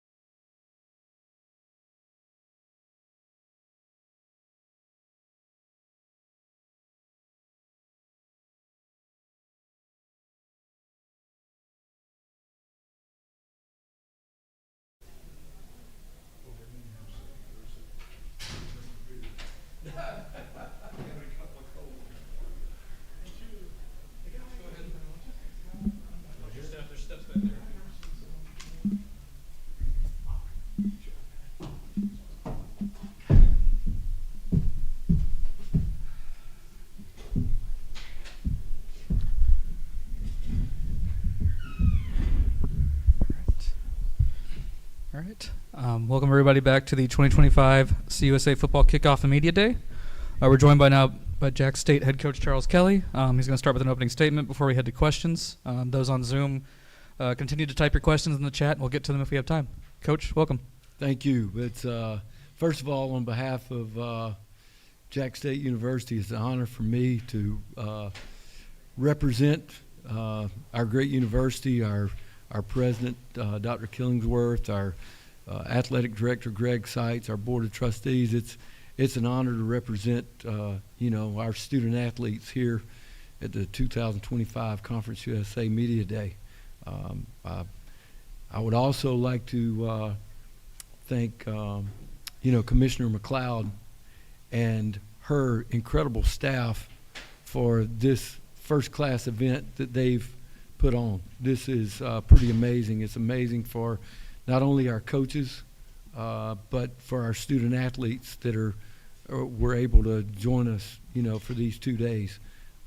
I think, Conference USA plays such a critical role in, creating a window for all of our universities to not only show what our student athletes can do, but what our universities as a whole can do. So I think that's a really important thing, and I think Conference USA has done an incredible job.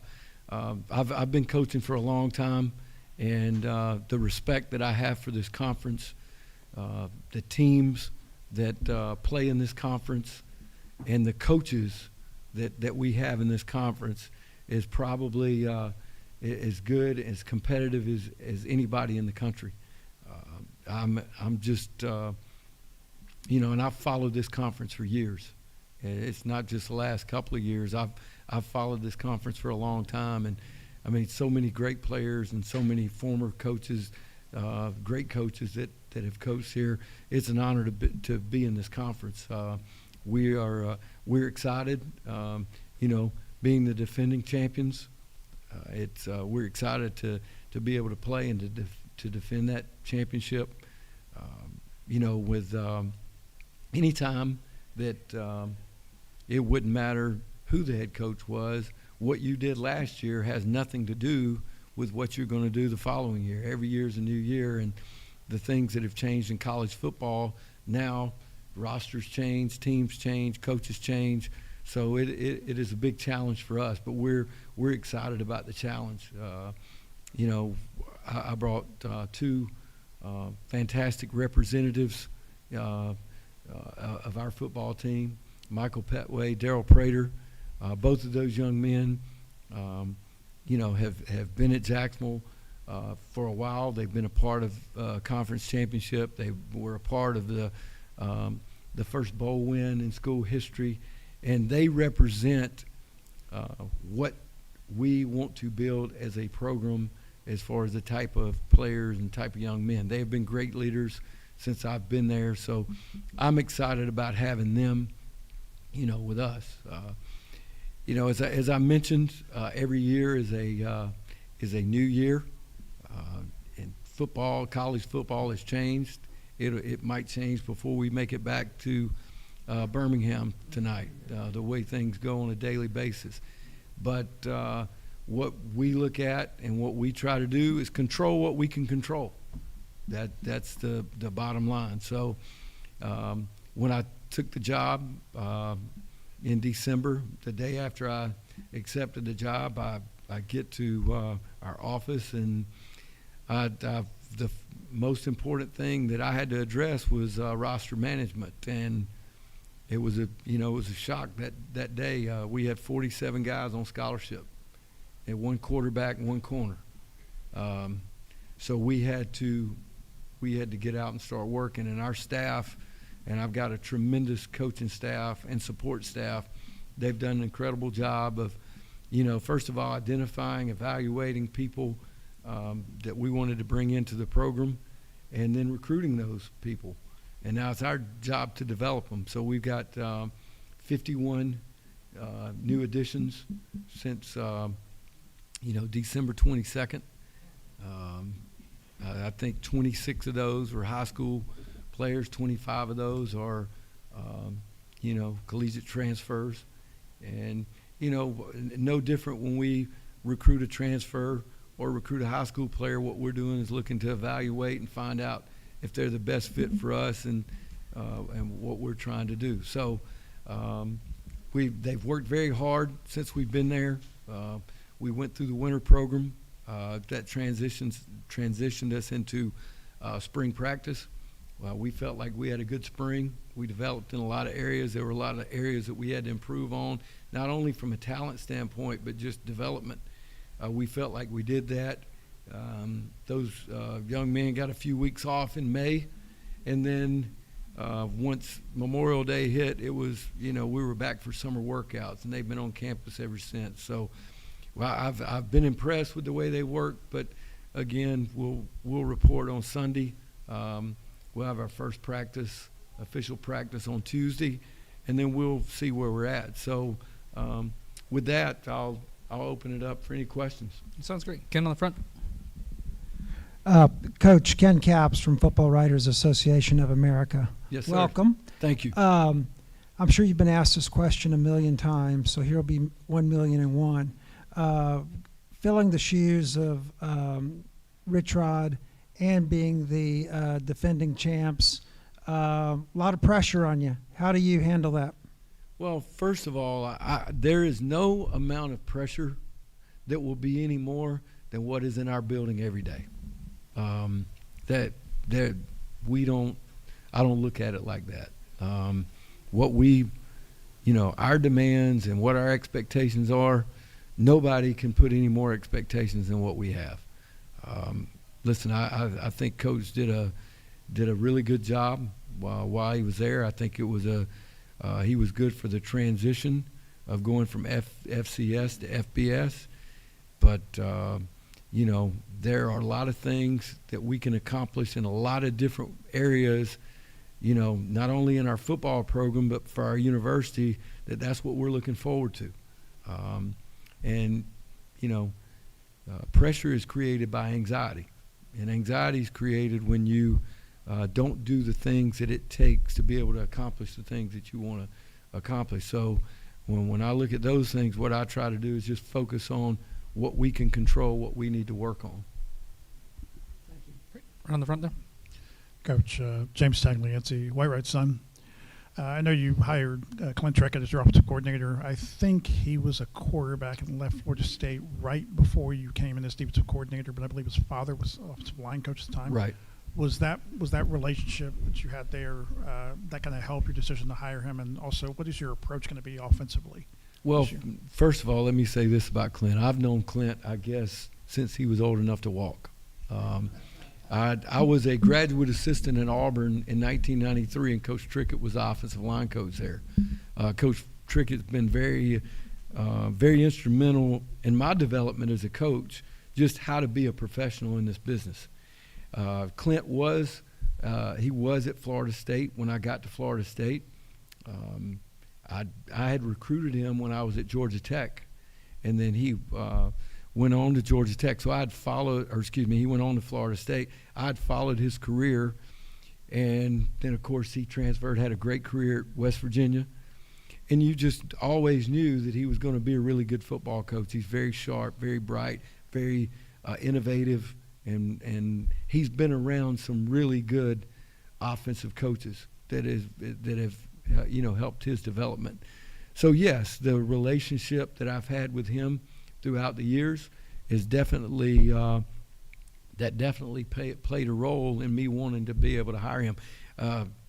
But he was the guy that I wanted to, I always said when I get a head coaching job, he's the guy that I want to be able to bring with me.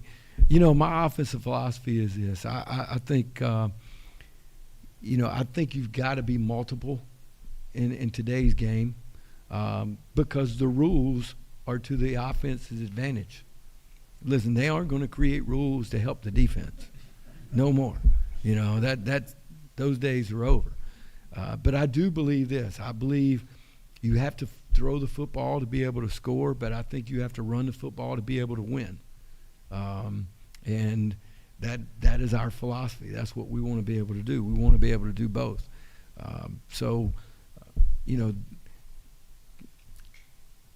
and when people ask, they say, well, you know, I don't want to call the offensive plays. Done it. I don't want to do that. But I guess the best description I can say is I'm the architect. This is what I want our offense to look like, and I'm going to hire the best contractors there are, and I'm going to make sure it's built that way. So that's the best I can describe it. All right, we got one more time for one more question in the front. Coach, just can you say, sticking with offense, could you give an overview of just the quarterback race and where that looks? You know, we like I mentioned, we had one guy there when I got there. Now, and I'll say this: Caden Creel was there. Never talked about transferring. All he wanted to do was an opportunity to compete. Had a very good spring. We brought in 2 transfer quarterbacks. Gavin Wimsat from Kentucky, who I played against last year when I was at Auburn. He was at Rutgers before. Very talented guy, big guy, 6'3", 225, can run and throw. Got a very good arm. You know, Cade Cunningham, we brought him in from Memphis. Good-looking young man, had a good spring. And then we had, you know, brought 2 high school, signed 2 high school quarterbacks. And, you know, they both are a little bit different. Jack Moran, you know, Gatorade Player of the Year in New Jersey. Threw for a lot of yards. He is a big guy that can spin it. And then Caden Mitchell out of Houston Academy in Dothan, Alabama. A little bit similar to Caden Creel. Very athletic, can move, can run, but he can throw the football. So, you know, I would say, and I've told people this after spring, I would say, you know, coming out of spring, I would say Gavin is in the driver's seat. And he's shown good leadership, good poise, and, you know, we'll see how that race continues. All right, awesome. Thank you for your time, Coach. We appreciate it. Thank you. One slight schedule change. Sam Houston head coach Phil Longo will be up next at 11:40. MTSU head coach Derek Mason will move to 1:20. Thank you.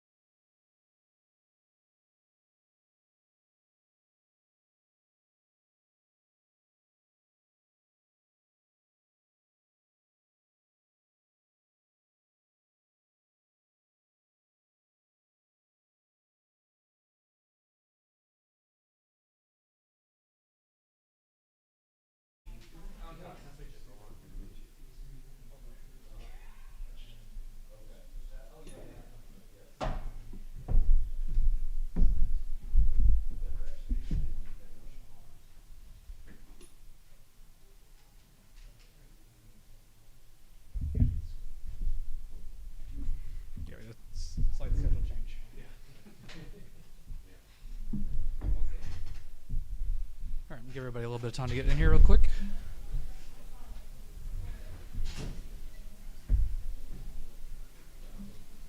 All right.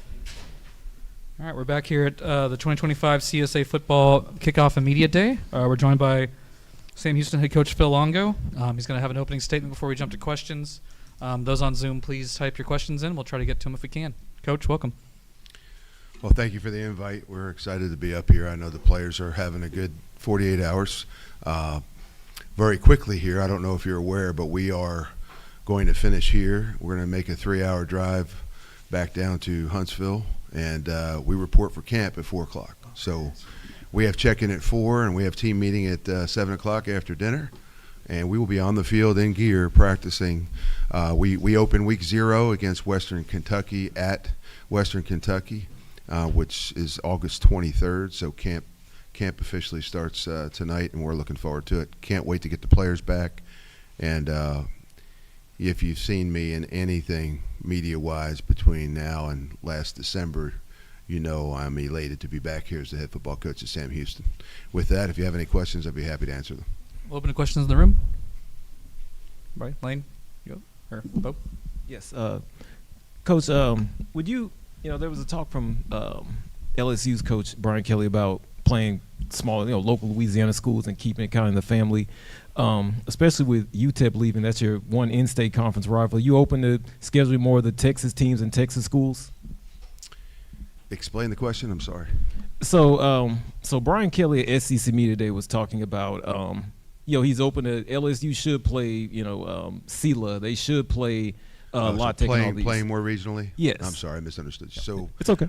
I would say anytime that you play more regionally, it makes life a little bit easier, both for the university and the school. There are certainly numerous opportunities in this area to schedule teams to play.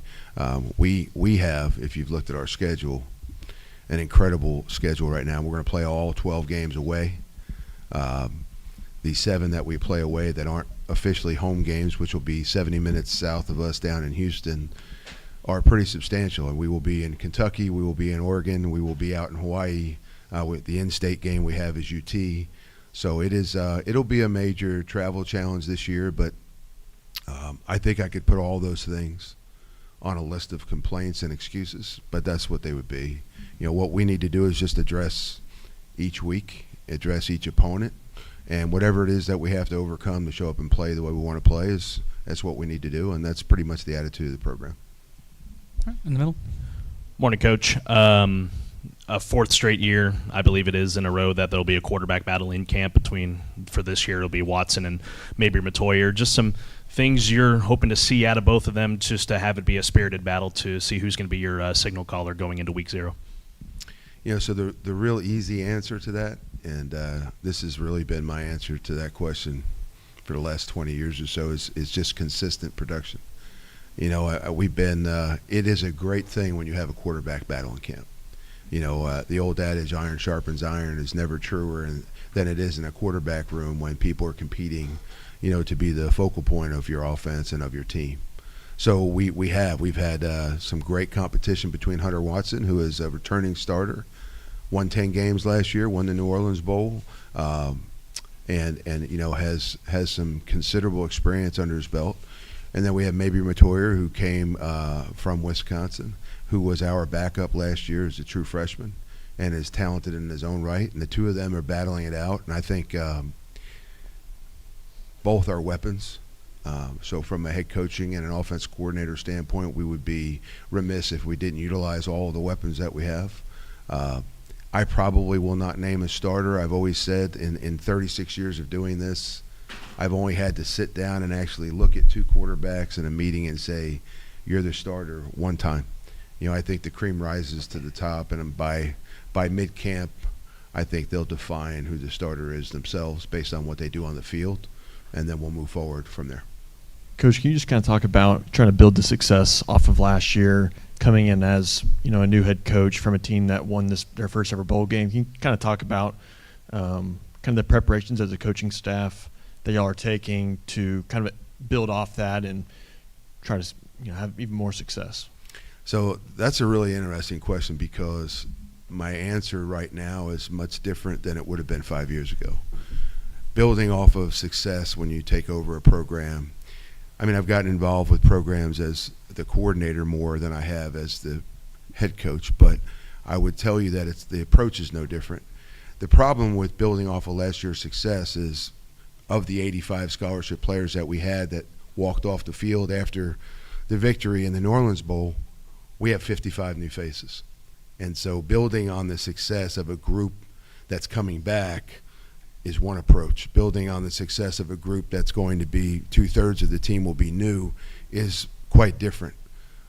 You're not building on things that they did last year because they weren't here last year. And so in our opinion, and probably the approach that our staff and our program is taking now is, what can we do to put our team together for this year? You know, we have to assemble our team for this year, and then can we go win with it? And next year, unfortunately, because of the landscape and the way the portal and all that is organized, we're probably going to have to face the same situation next year. And I know there are teams out there with 60 players that are different, and some are fortunate they've only changed out 28 to 35 guys. But those are substantial numbers. They make your team very, very different. 33 of our guys showed up here in June, and so those are new faces that have only been here for a couple of months. So the issue to address for us is getting to know our guys in time, getting them to play together in time for the opener on August 23rd, which is certainly a little bit different than when you have 80% of your team coming back. All right, we'll go to the front right and then to the very back. Coach, from your first stint here at Sam Houston to now, just going FCS, they win the national championship while you're out, and now just seeing it at FBS, just from a school standpoint, from a program standpoint, just how have you seen it grow from the first time you're here to now? I would say that there are factions of the program right now that still exist. There's a grit, there's a toughness, there's a work ethic to the locker room because it has existed here for so long. There's an expectation here in and around the building and on campus that we have success. I like that expectation is there. The players feel it, and I think it lends to maybe their education as they walk in the door and they start understanding what it's like to be a ball player at Sam Houston. And then there are some things that have remained consistent and are the same. Our athletic director is going on year 43. Bobby Williams has been there a long time.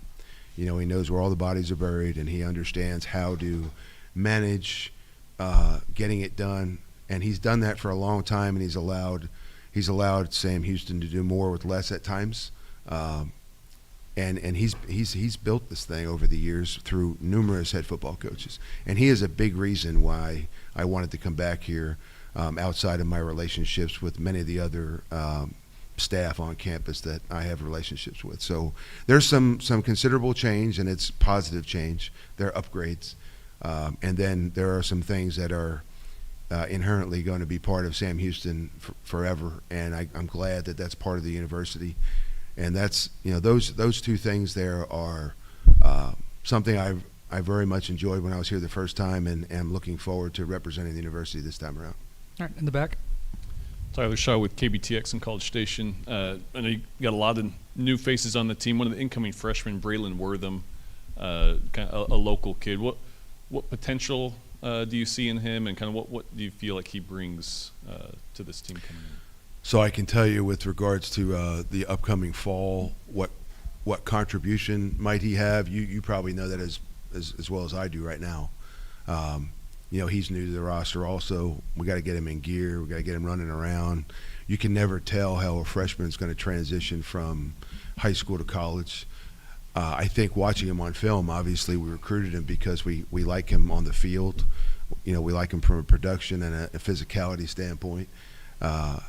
Unfortunately, we didn't have a year and a half to recruit him because we're a new staff, but he has been around long enough that we are thrilled with him from a character standpoint. And so now it just comes down to how well he works through this transition from high school to college. I think it's a substantial challenge, but we're thrilled to have him on the team, and I know he'll get as much of an opportunity to play as anybody else. We have time for a few more. We'll start with back-to-back over here. One of the things you talked about previously from Keeler was letting the coordinators kind of hold their own. What have you kind of seen from DC, Freddie Autry, Lindsey through spring and summer ball? Well, just alluding to Casey, you know, I always appreciated the fact that he let you coach. You know, and I have never asked for a dollar amount in a contract when considering any job. When people ask, what do you need to take the job, my response has always been autonomy. And what I mean by that is I just want to have an opportunity to coach the offense at the time, and it was an OC job we were talking about. I wanted to have an opportunity to have autonomy. If you're hiring me, let us run this thing the way we run it. That's probably the best job we can do for our team, right? And I appreciated having that autonomy when I was here with Casey. And he did that for coordinators on both sides.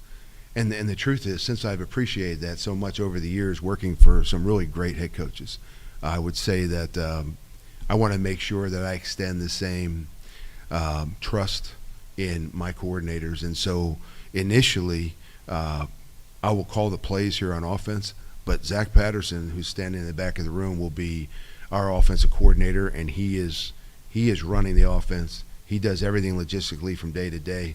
He's as much involved in the game plan as the rest of our staff, and I'm really a staff member when I'm in that room. I think initially I want to call the plays because I want to make sure that we are where they would like us to be on offense. That's probably one of the reasons I was hired. And then I'm going to extend the same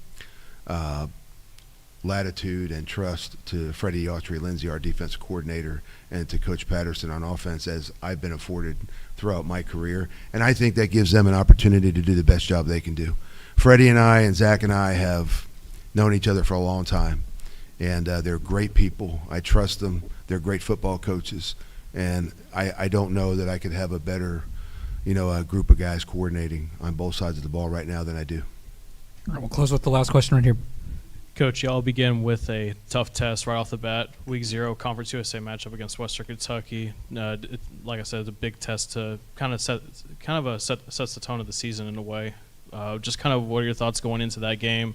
Since to begin the season, just your thoughts on that, and then how that could set the tone for the rest of the season. So we will prepare and respect every opponent the same. But I'd be lying if before we knew about the game that got changed to week 0 with Western Kentucky, there was a very serious conversation about playing them during the course of the year in terms of we have tremendous respect for Ty Helton. We have tremendous respect for the tradition of winning that they have at Western Kentucky. We love what they do schematically, and so there is, for lack of a better word, there just is a great amount of respect for that program. We're not going to look past anybody, but we certainly wouldn't there. And then, as the dust settles and I get my feet on the ground at Sam, that game gets moved to week 0. So now we're playing one of the teams that's had tremendous success in Conference USA. Opening day in Kentucky, early, had to change the entire schedule. And again, I will say I've got all the excuses there if I want them. But the truth is, every time that you face a challenge, whether it's football or life, doesn't matter. Like, you have to find a way to create the solution, and so our solution is we're going to open camp earlier, and we're going to prep for Western Kentucky now, and that's our only focus right now is week 0, and we'll see if we can get that done or not. All right, Coach, thank you for your time. We really appreciate it. Thank you. Appreciate you all. We'll be back with WKU head coach Tyson Helton here at 12. Thanks, Coach. Appreciate it. Lucas here.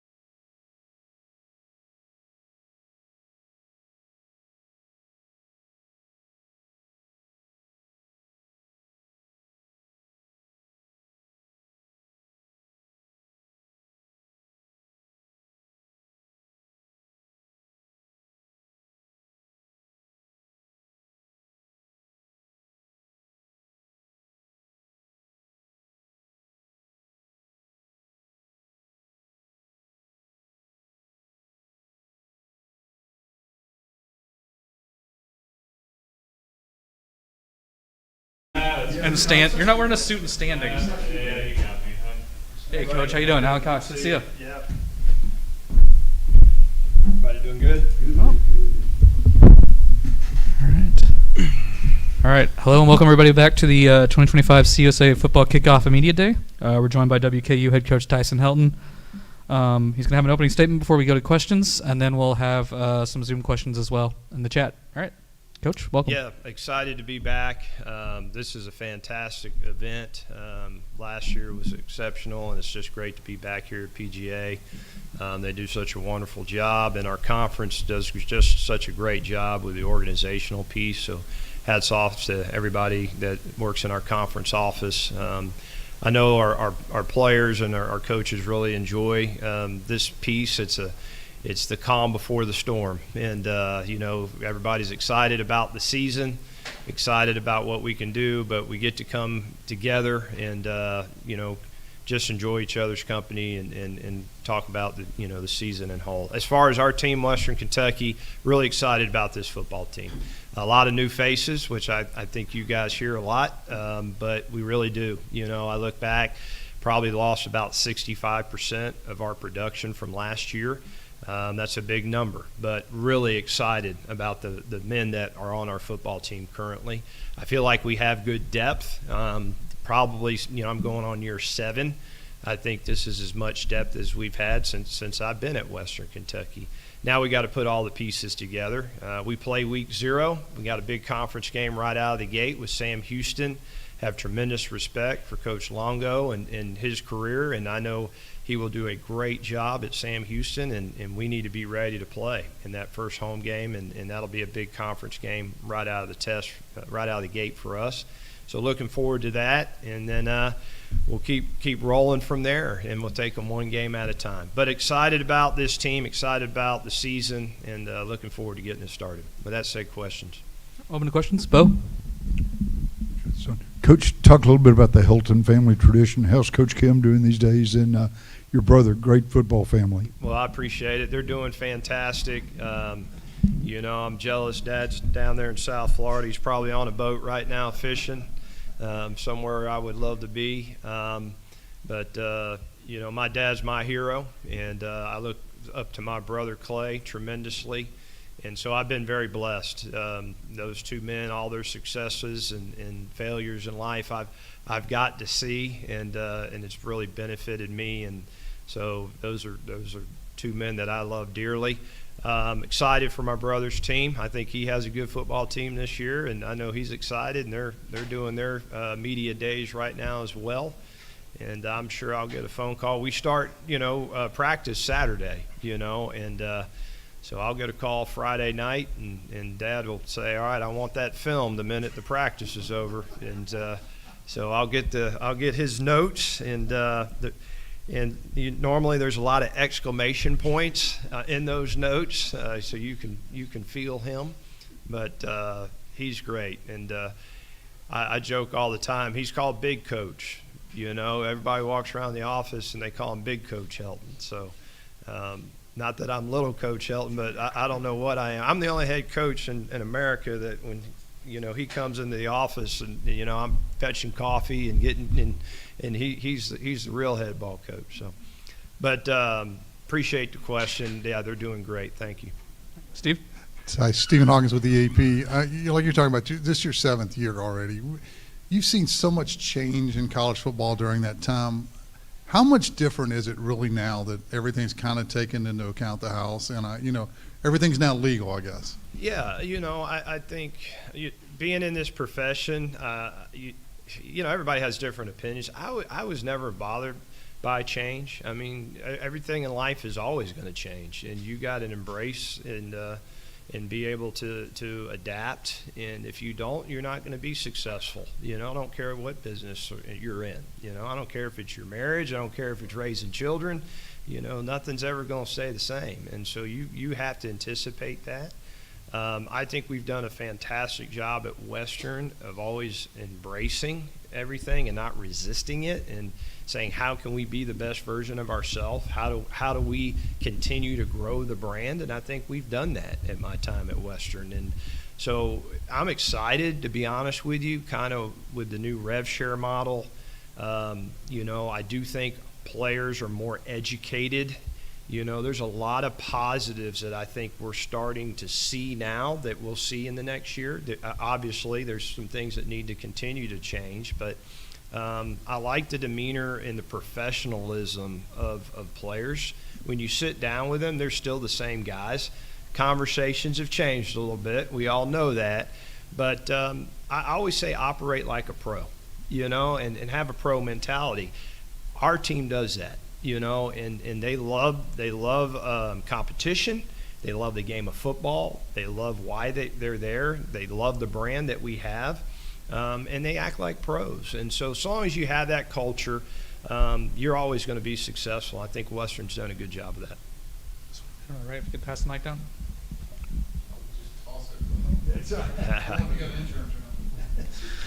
Coach, can you just describe your relationship with Ryan Beard and the advice you've given him on going into this league, and when you're going to stop giving him advice since you guys are playing?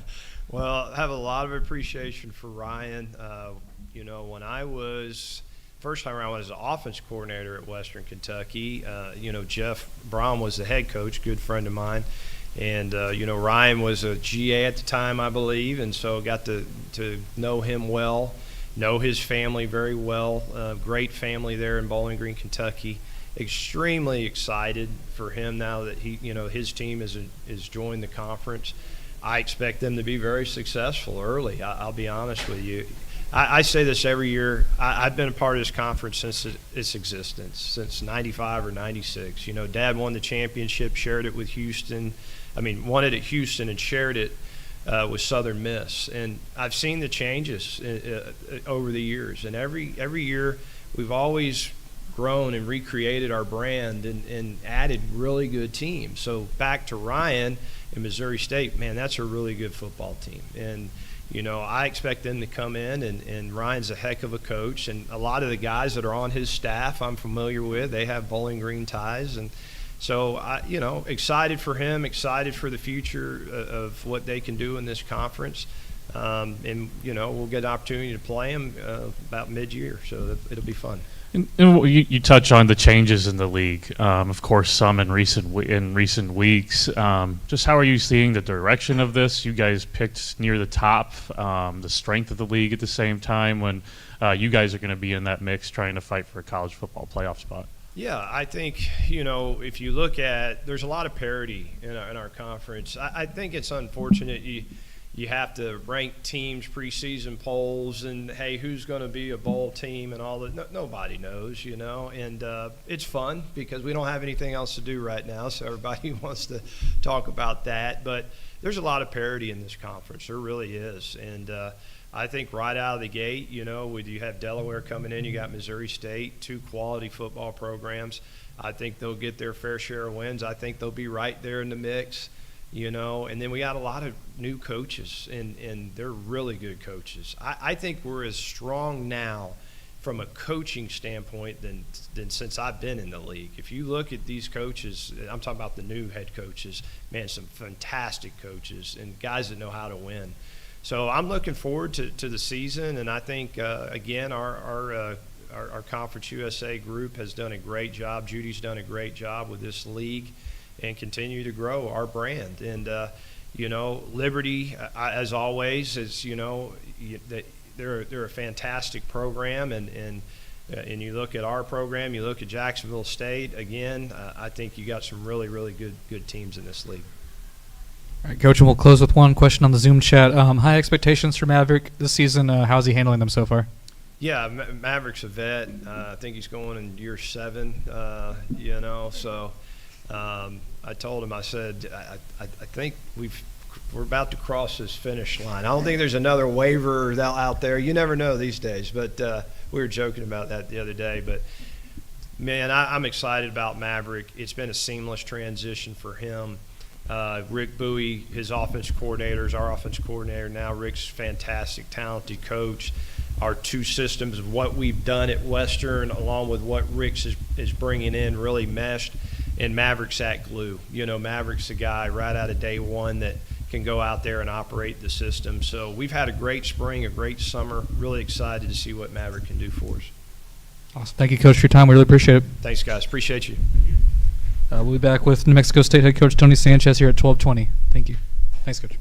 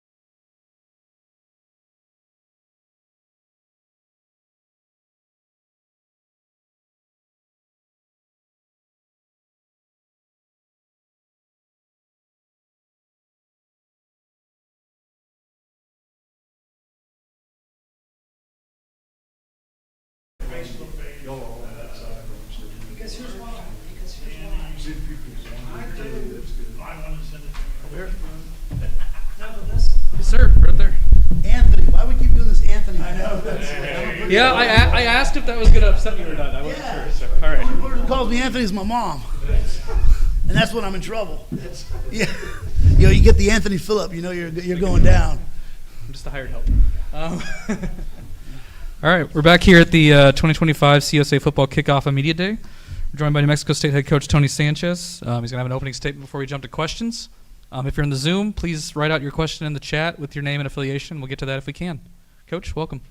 Yeah, it's good to be here. You know, it's amazing how fast a year goes, you know, and it's just, we work in all these different segments, you know, these different recruiting portals and, you know, and things like that. But last year, you know, you start off with it, you know, and this last will talk about it. It was a tough season, you know. I mean, you come in off a great year, and then you watch just kind of the transition that unfolds, and, you know, the amount of guys you lose and things like that. But I got to give our guys credit. They played hard. We just didn't have much firepower. This offseason was good, you know, again, sitting in the same chair, seeing, you know, having an idea who's going to be coming, who's going to be going, having a plan for it. It was really, really big. So we're excited about the group of recruits we brought in. I think we've addressed some areas. You know, we struggled in the back end last year. We're a lot longer. We're more talented. You know, offensively, we were really depleted in that wide receiver room. We've done a good job there. We lost some good backs. We brought in some really good backs. I mean, you don't really know, but after you work with your guys through spring football and you see, you know, some of that athleticism and speed, you're like, okay, we're going to be all right there. So, and the biggest thing is quarterback spot. You know, we struggled there last year. We had a revolving door. We had a lot of guys injured. We just were never really we never really played quality at that spot. So, again, Logan Fife coming on in. He had a great spring with us. He's a natural leader. He started a lot of college football games in his career. Again, we got to work with him in the spring, so we're excited about that. And, you know, that's a big piece. And then, you know, the biggest thing is, you know, getting these guys to come together. You know, in this day and age when you're bringing in, you know, 30 guys in you know, in February, and then you're bringing another 25 guys in later. How do you create a team? You know, when I grew up, you were with the guys for 4 and 5 years. You know, organically it always happened. So I think we've done a much better job. I've done a better job, you know, with our staff of creating organic opportunities to create more unity within our team this year. We've done some great hikes, and, you know, we've done some round tables together. We've just done some things away from football, and I've gotten some great feedback from the guys. So we're excited. I mean, our expectation, get our butt in a bowl game, you know, let's fight for a conference championship. I know the parity in this conference, and there's not a huge margin between anybody in this conference. So we're excited about it. We're just going to have to come out of the gates well, and I like our early part of the schedule. So we're excited about the season and ready to crank and get going on Wednesday. We're open to questions at the front here.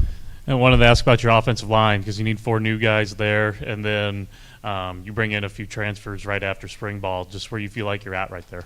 I feel really good. I mean, guys like Malik Williams that we were able to bring in. You know, Malik's a 27-game starter at San Jose State. He's started in 2 bowl games where they've won. I mean, getting him was really good at the end. I mean, that was a hard-fought battle. But, again, you're bringing in a guy who's started more games at left tackle than we've had anybody start at left tackle since I've been there the last 4 years. So, I mean, he's a proven winner. So excited about that. You know, Mikael Lee that came in from North Texas, he had a really good spring ball with us. So we did. You know, I think we've done a good job there. So, again, there's guys that we've brought in, guys that we had during spring. BJ, you know, Tolo, he'll have a great year for us. So we're excited about that group. It's, you know, when we walked out of spring, we knew we needed to hit on a couple of guys, and you don't really know until you get rolling in the summer. But the one indicator is if they've got game film. That's the biggest thing in this transfer portal. If they've played college football and they've started games, you got a shot. If not, you're just guessing. So we've got some guys who've started a lot of college football games in their career. So we're excited about that group. All right, Bo. Coach, Bo Carter with Sports Page Dallas. Good to see you here today. Good to see you. Did you keep Coach Kill and all the Vanderbilt recruiters off campus this last Yes, we year? did. Since they took Kill, your get whole out of here, team man. last year.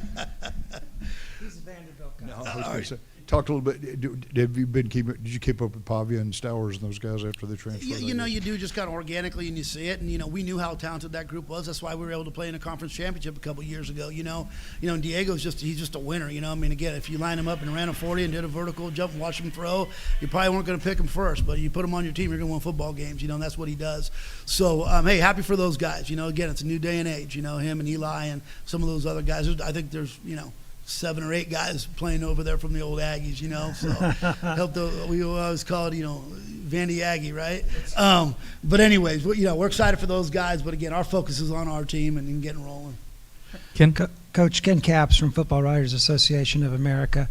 Talk a little bit about the 2 new teams that are in the league, and what do you think about Conference USA expanding?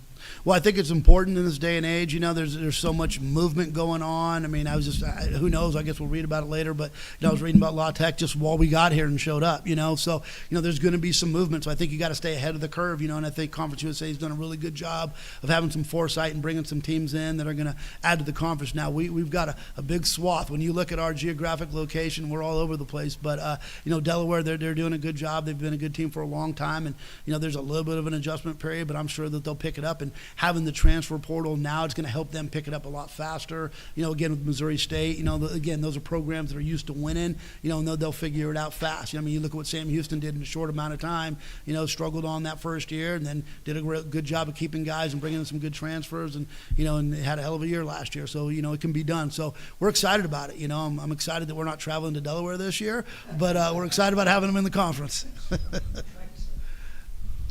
Coach James Tankley, to White Right Son.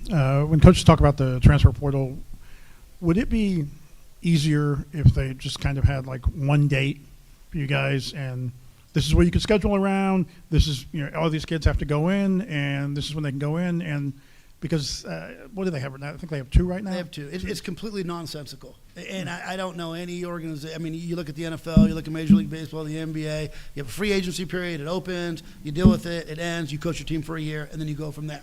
The second transfer portal, you scratch your head and go like, "What's that for?" Teams that didn't do a good job, and now they need to go raid teams like us and other teams like that because your quarterback didn't pan out or you had an injury in spring ball. I mean, really, So to me, if whenever it is, I mean, obviously the earlier the better, but I mean, we don't always agree on everything, but we voted as head coaches 133-0 for one portal, right?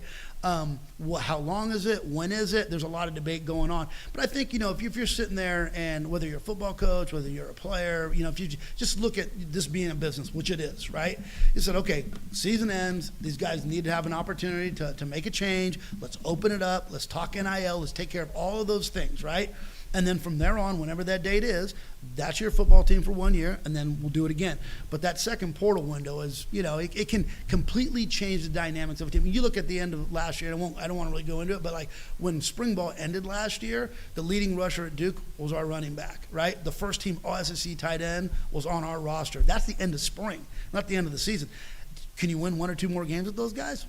Probably, and it changes your entire season. So, again, everyone's got different obstacles, different issues, but I think for the health of college football, one portal, whether it's 30 days or 45, whether it's 10 days, I don't know what it is, but I think we're all in agreement that, for the health of college football and moving forward and creating some stability and accountability too, one portal makes a lot of sense. Some questions in the Zoom chat. Kevin Burrell from G5 Football. Can you talk about the hire of David Yost and what it's been like having him work with the offense so far? Yeah, David Yost is phenomenal. He's the first pure quarterback coach we've had since I've been there in the last 4 years, and that was one of the biggest things. I wanted to hire an OC, but I wanted to hire a guy who developed quarterbacks. We struggled there obviously last year, and I know that when you're out recruiting, when a guy that's had 2 first-round draft picks that he's personally coached, they're a guy that I was at UNLV when he was at Utah State, and they were Mountain West champions. Saw what he did there personally. His time at Texas Tech, his career at Mizzou, worked with Leach. I mean, he's just got a wealth of knowledge, and I just felt like we needed a guy that had been around the block a little bit, knew how to, create a dynamic run game. We all know he knows how to throw the ball, but he's done a really good job when he's had good backs, and we've got some really good talented guys there. So David Yost has been a huge addition to the staff and to our entire program. Next from Nick Coppola from the Las Cruces Sun News.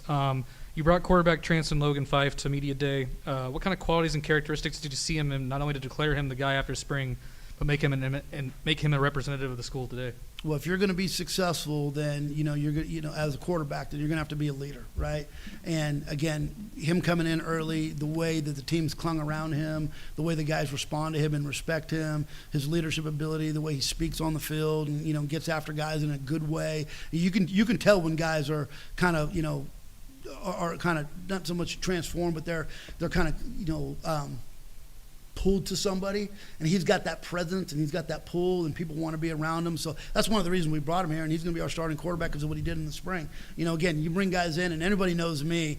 Okay, great, you did good. Let's go see it. Proof's in the pudding. So I don't care what you've done in the past, but we saw it in spring, and he was really good. So we're excited about him. And we'll close with this question from Kelly from KTSM in El Paso. Most of the offense ran through the backfield last season through Washington and McGowan. Yeah. Who are some new guys taking on the production in terms of the run game? Well, I tell you what, David Cobb, right? Got to hold on to that son of a gun because he can recruit his tail off. We have 5 running backs in the SEC that's coming up here, you know. But we have Kadarius Callaway, originally signed with Alabama out of high school, transferred over from Cal.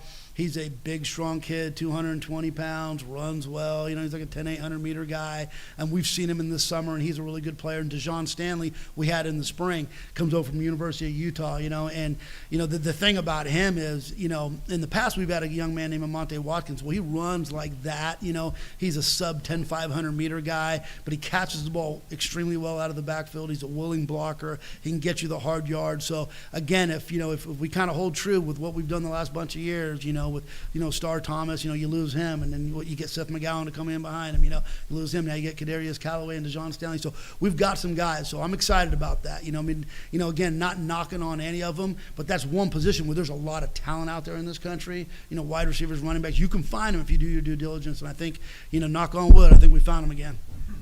Awesome, Coach. Thank you for your time. We appreciate it. All right, appreciate you. We'll be back with UTEP head coach Scotty Walden in about 10 minutes at 12:40.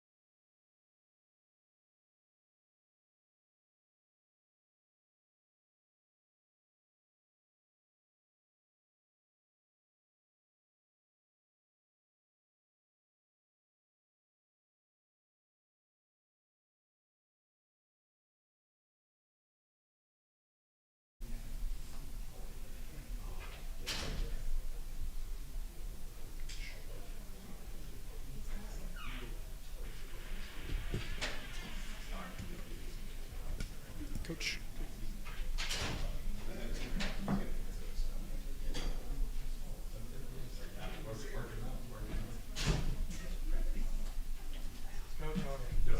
Good to see you, man. Hey, good to see you, sir. Appreciate you. Yes, sir. Absolutely.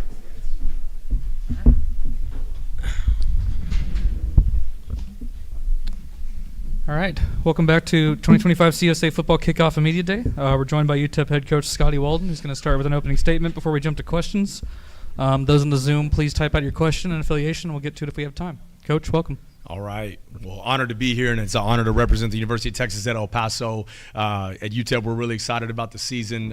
Just thankful starting out for all you guys being here today. Thank you guys so much. I just want to give a big shout out first off to Judy and her leadership in Conference USA. As everybody knows, we're obviously transitioning, but I want to let this be known that Judy and her entire staff have made us feel unbelievably welcome, even in this time of transition. I think that just speaks to the character of Judy, her leadership, and her staff. Not one time have we felt that we're outcast now or something like that. You know what I mean? And so I'm just so grateful to Conference USA for being so good to us. UTEP has been a member institution of Conference USA for 20 years, and so we're extremely grateful to the conference, grateful to Judy, and grateful to everything that they've done. I also want to start out and just extend prayers to the Hill Country and the surrounding areas of all the floods that have occurred in our great state, and all the loss of life, loss of property, and also extend our prayers and condolences to the people of Ruidoso, New Mexico. That's about 2 hours from El Paso, and we have a lot of donors out there that have homes. We have a lot of fans, a lot of alumni out there, and just the people in general. We pray for your loss, and our thoughts and prayers are with you guys all on that. I brought Cam Thomas and KD Johnson here with me today. Cam Thomas is a minor back for us, which is a hybrid slot receiver / running back and punt returner, kick returner. Basically, he does it all. He paints your back porch, to quote Friday Night Lights right there. He'll do everything. He'll do anything. He's a stud. He's been with me since Austin Peay, and I'm excited about him. KD Johnson, defensive lineman, Fort Bend Hightower High School in the Houston area. Cam is a multidisciplinary studies major with an emphasis on commercial real estate. I told him once he hits it big, he's got to give back to the NIL for UTEP. That's mandatory. All right, when he hits it. KD Johnson, a nursing major. Unbelievable what this kid has done. He works around the schedule, or if there's a workout at 6 a.m. he can't attend, he'll be there at 5 a.m. to get it done. I mean, this kid is unbelievable. He's about to graduate with his nursing degree August 20th, and so I'm so proud of KD. Our mission statement when we took the program over at UTEP was and still is win the West. And that's a four-prong approach. That means win El Paso, win West Texas, win the state of Texas, and build the UTEP organization football program into HRG5, which is the highest rated group of 5 program in the country. That's our standard, that's our goal, and we'll settle for nothing less than that success. And where we are a year from now into that mission statement is this. We're talking about winning El Paso. We have the most passionate fan base in Conference USA and in the country. When I show up to a kickoff event last week, we're coming off a 3-9 season. I'm thinking there's probably going to be about 5 to 6 people there. We got 110 people packed into a little bar, having an amazing time. People, shout out to my man Pinky with, he's got his license plates around his neck. UTEP we got the best fans ever, and that's why we want to win so bad for this place. In addition to that, winning El Paso, we have invested with our student athletes in our football team alone in the past 3 semesters, 888 hours of community service. We are El Paso's team, and we will serve the community, and we want to give back to the community that has been so great to us. Number 2, winning West Texas. We really felt like in recruiting, I don't care if I'm coaching at Maine, in Alaska, it doesn't matter. You got to win your region in recruiting. And winning West Texas has been a priority, and we truly feel like we have brought in the top talent in West Texas, from guys like TJ Tillman, Alan Gant, Rylan Bradford, and currently in our current class, names that I can't mention, obviously for NCAA rules, that are committed to us from the West Texas region. Thirdly, winning the state of Texas, getting the pickaxe back in the Lone Star State. We are a Texas school, so therefore we will recruit the state of Texas, okay? I was telling somebody, they're like, do you have a hard time getting Texas kids out there? I'm like, no. When I flew out of the airport to come here, guess what? I walked down security. To my left, it is an American flag, and to the right is a Texas flag. And as long as that Texas flag is flying, it ain't California, it ain't Arizona, it's Texas, the Lone Star State. And so we're going to be a Texas outfit. We've signed 42 Texas high school football players that in our 2 cycles here, that is more than any FBS program in the state, and we're proud of that. Talking about winning the state of Texas, we had the number 5 G5 class in the nation last year recruiting. We are opening people's eyes to what it means to be a UTEP minor and how great of a city we have and how amazing of a university that we have at the University of Texas at El Paso. Currently, we have the number 1 recruiting class right now going into August in Conference USA and in the Mountain West, and we're very, very excited about that. Number 5, or number 4, our 4th pillar here, building UTEP into HRG5, where we are with that. That doesn't just mean wins on the field, that's wins off the field. I'm very proud of this football team's work ethic and response to adversity from last season. We currently have a 3.2 team GPA this past spring with 115 guys, and that is a new UTEP minor football program record. These guys, and to some people that's like, yeah, cool, coach, where are the wins at? That is the win. Because before you can win on the scoreboard, you got to win off the field. And that's where it starts. How you do something is how you do everything. And that's something we firmly believe in. We don't just talk about it. We live that out every day. And so I'm so proud of our football team. We had multiple records fall in the weight room. We were a football team last year that had an average squat max of 360 pounds. My high school does more than that. All right, it's pretty pathetic at the FBS level, and that starts with me not having a good enough plan, right? Flash forward a year later, our average squat max is 475 pounds, 100+ pound jump. Our bodies are different. The young men that we brought in are different from a size perspective. Our hang clean and bench press maxes have gone up 40 to 50 pounds. And so I'm just so impressed. Our strength staff is the best in the country, led by Chris Campbell. We have a full-time nutrition. People ask all the time too, what's the investment into football at UTEP? Well, this will give you some insight. They let me hire a full-time nutritionist, which in my interview I voiced how important that was. We have a full-time nutritionist devoted just for football in Stephen Curtis, and we hired him from Vanderbilt. He's with me at Austin Peay, helped us win a championship. I don't know many G5 programs that have a nutritionist devoted just to football, and and that's why we're seeing the gains in our young men's bodies and getting better. In terms of outside of the football facility, we have a brand new student union going up, a brand new student success center, a brand new dormitory with a chow hall right next to our brand new locker room. In addition to that, El Paso remains one of the best cities in the country. U.S. News and World Report just came out and rated us the number 2 safest city in America. And so contrary to popular belief, we might be a border town, but El Paso is one of the safest and best cities to live in America, and there's no better time than now to be a UTEP minor. So we are really excited about where we're going as a university and where we're going as a football program. And with that, I'll open up for questions. All right, time for a few in the room. Go ahead. During Old Austin, you had the new coordinators. You talked about wanting to keep kind of scheme the terminology the same. Have you seen accelerated progress with that plan by doing it? Yeah, it's a great question. I certainly have. I'm just a firm believer when you hire new coordinators. I've never been a big proponent of the kids shouldn't have to adapt. It should be the coaches. We're the adults. We're the professionals. We should be the ones that have to adapt. Now, that doesn't mean that you may not see a different flavor at times, right? Because at the end of the day, I have to let those coordinators be themselves, right, and what they're comfortable calling. But we're not going to walk in and wholesale change our terminology, wholesale change our schematics. We have a philosophy, and it's my job when I hire people to go out and find people that embody that philosophy. We're going to be a tempo spread option offense. It's going to attack every area of the field, and we're not 4 yards in a cloud of dust. We're going to try to score every play. That is our goal. Defensively, we're going to attack the quarterback and be very dynamic in how we do that. And so I have to find people that fit that philosophy. Mark Kalla from TCU. I was so blessed to get him. Unbelievable hire. I've known Mark throughout the years, and what he's done with Kendall Browse there throughout their time in the system has been awesome. And then Bobby Daly, who I think Bobby is he led the best defense in all of FCS football last year, led Montana State to a national championship appearance, and he's come in with a wealth of knowledge. But fitting all those things and blending those things together has been awesome to see. I've seen the players not miss a beat. We've been able to pick up where we left off, and that's the goal. Sir. All right, we'll close with one question from the Zoom chat. Coach Walden, can you talk about Joshua Ergel, why he was the right guy to lead the tight ends, and what has it been like having him around? Yeah, so Joshua Ergel and I go back. You know, Josh hired me at East Texas Baptist University as his offensive coordinator when he took that program over. You know, being able to reunite with Josh is special for a lot of reasons. He and his wife Kristen, they're an amazing family, and to get a coach on staff that has head coaching experience, that's something that's really important to me, because just because I'm the head coach, that doesn't mean that I know it all. That just because I sit in the chair doesn't mean that I got all the answers.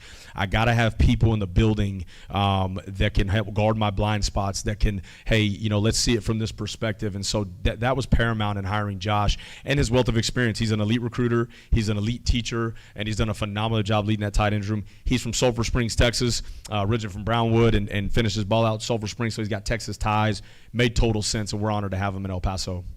All right, Coach, thank you for your time. We really appreciate it. Hey, thank you guys for being here today. Picks up. God bless. We'll be back with Louisiana Tech head coach Sonny Cumbie here at 1 o'clock. Thank you so much. Good luck this season.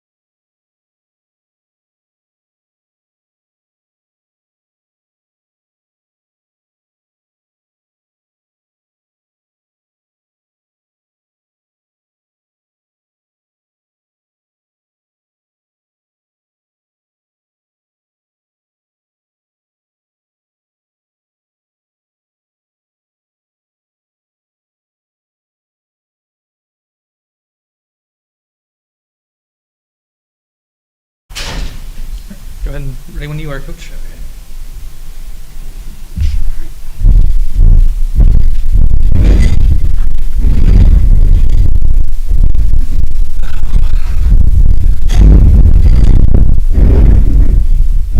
All right. All right, welcome back to 2025 CUSA Football Kickoff and Media Day. We're joined by Louisiana Tech head coach Sonny Cumbie. He's going to opening statement before we jump to questions. Those on the Zoom, please type your questions out, and we'll get to them if we have time. Coach, welcome. Well, glad to be back here for the fourth season on behalf of Louisiana Tech and of our football team to represent our team and our coaching staff. There's a lot of things that are going on in the world of college athletics, not just in college football, and I think that really our industry and our profession still really always revolves around relationships and people, and this game has allowed myself to meet so many different people as you go through recruiting, as you go through seasons. This game has brought me to North Louisiana. It's allowed me to recruit the great state of Louisiana, a phenomenal state in terms of football talent. And it's allowed me to meet a lot of really great people who have enriched my life in terms of whether it's in a single setting or over long term. And so I think I just really would like to acknowledge really just being able to meet Coach Bryce Brown, the head coach at Edna Carr High School in New Orleans, and to be impacted by him and see how he runs his program. We have players that have played on Edna Carr's team that play for us that knew Corey James, the young man from Ole Miss that passed away tragically this weekend. And so I just would like to share that from a program standpoint, from a personal standpoint, just our thoughts and our prayers going out to his family, and then also to Coach Bryce and the Edna Carr family, and the players and the families that have been impacted by it, and it's just so sad and unfortunate, and would like to open with that. And then as we transition to speaking about this football team, I'm really very excited about this team this year. I think we've retained over 60% of our roster from last year. Really good football players, and I think everyone that's probably spoke before me and will speak after me is going to talk about the excitement they have, for their team. I think one of the things that will allow all of us or any of us to be different will be the chemistry and camaraderie that our team is able to play with and compete with. And so I think the retention of players is really important, that we've been able to do that and to remain some continuity from our players. I think the players and the young people that we've brought into our program have a great model to follow from guys like Cedric Woods, Landon Nelson, Colby Fields, Eli Finley. Those guys that are on our football team are great models of what we want to stand for. And so that's where the excitement comes in terms of the retention of quality talent. The excitement comes from the chemistry and camaraderie that I see with our football team. Looking forward to what Tony Franklin is going to bring to our football team from an offensive standpoint. Our offensive staff and Tony, we're so much further along right now offensively than we ever been in the last really 2 to 3 years since we've been here at Louisiana Tech. And I think Coach Luke Olson defensively, structurally, will look very similar in terms of our 3-3-5. I think there's some things schematically that will be a little bit different, but I think Luke and his staff have done a nice job of coming in and first and foremost building relationships with our players.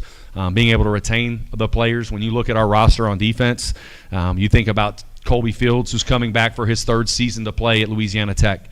Chief Leota is coming back to play for his second season. 2 of our 3 starting safeties are coming back to play for their third season for our football team, and they're really good football players. Ced Woods has been at Louisiana Tech for 6 years, and I think he's one of the best corners in the country.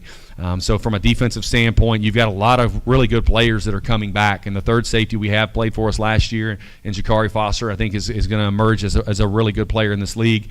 When you look at offense, you've got a left tackle in Hayden Chrisman, who's coming back for his third season with our football team. Same with Eli Finley, we talked about earlier at tight end. Is going to be the best tight end in the league. And so really excited about the core of those guys that are coming back, our coaching staff, and the chemistry and camaraderie that we've continued to cultivate and build. And we'll have to really be intentional, as we have been since March, to do that with our football team throughout the course of the summer. All right, we'll jump to questions. Stay in the room.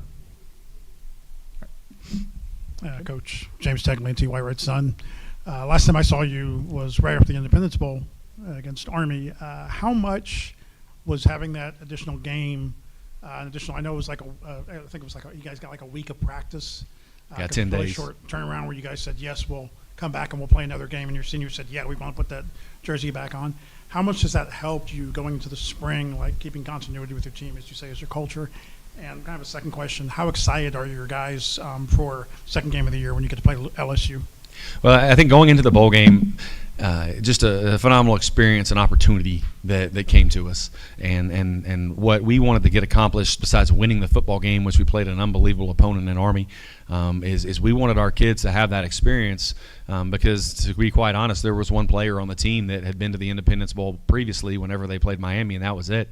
And then had been to a bowl game. And so now for our players to see what they have been missing just from that experience that the Independence Bowl, the Radiance Technologies Independence Bowl presented our team, just really when you think about team building, that's what those 3 days were in Shreveport for our team, finishing up the season and springboarding into the next year. And so there was a lot of positives that came from that, because when that game was finished, despite the result, our players had an unbelievable bowl experience and they want to get back to another one.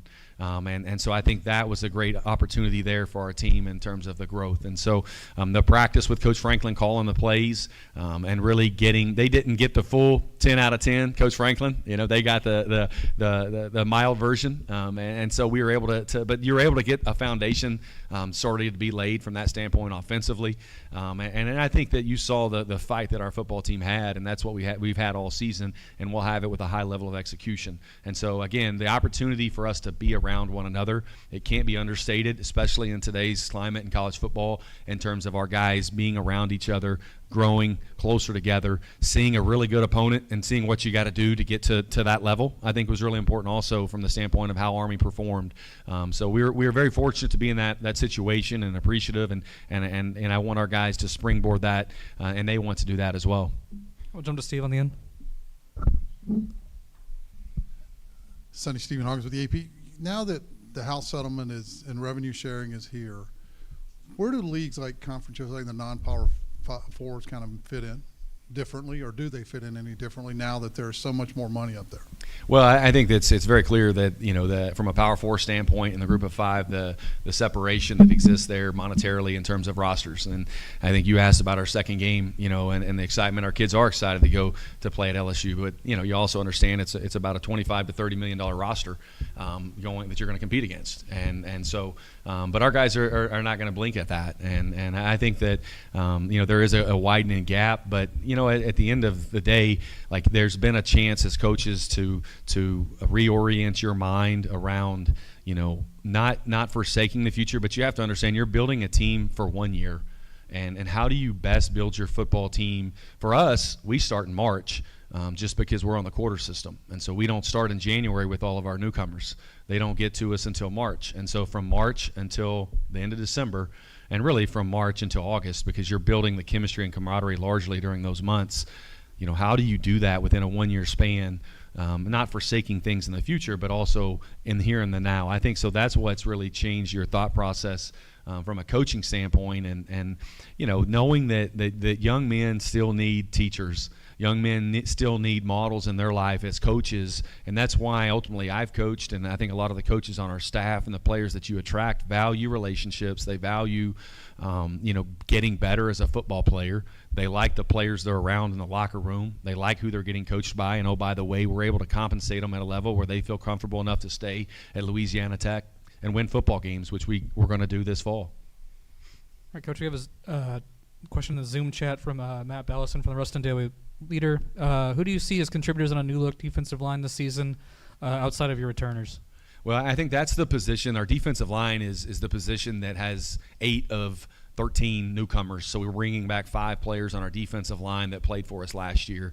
And so there's an excitement of the group overall. And then I think as we get into fall camp and as we get into the season, I think we will see some separation with guys. I think Emmanuel Ogans from Tyler Junior College really jumps out to me in terms of how he's developed through the spring and summer. I think Jaden Madkins is another guy that's done that as well. I think Lane Condry from NEO, a kid who played at Broken Arrow, who just got to us this summer. Caleb Sims, who's coming to us from I guess it's East Texas A&M now. And so those are a handful of guys that I think will emerge. And I think there's a few other guys within that group. I think it's an exciting group to watch because there's a lot of competition. And anytime you have a lot of competition, which I feel like we have that at every position, guys are a lot more coachable, and guys tend to get better. And so, and I know that they're in great hands with Coach Paul Randolph, our defensive line coach. I'm very fortunate to have him really mentor those guys. But I think the defensive line, you've got 8 of 13 newcomers, and I think Emmanuel, Jaden, I think Lane, I think Caleb. Those are a few names that I think initially will jump off the charts, and I think we have some younger guys that will continue to emerge also. All right, Coach. We appreciate your time. Thank you so much. Yep. Thank you, guys. We'll wrap up today with Derek Mason here in about 10 minutes or so. Maybe less. He's standing outside.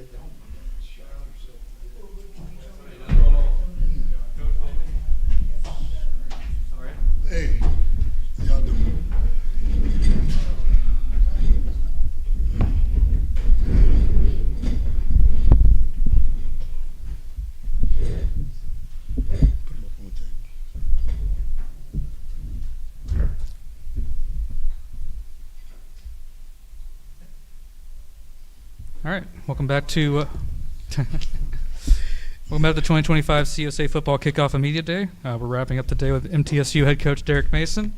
He's joined by Nick Vadiato and Parker Hughes as well. We'll open up with an opening statement from Coach, and then we'll go to questions. Coach? Yes, excited to be back. It's 2025. This is a reclamation process for this football team. Year one, and saw this program look at ourselves, figure out, who we had at the end of the season. We were able to actually look and say, okay, these are the guys that we need to retain. We have some acquisitions that were needed and necessary, and then we got to work. Those 49 guys are really the glue and the impetus of what like this football team is about.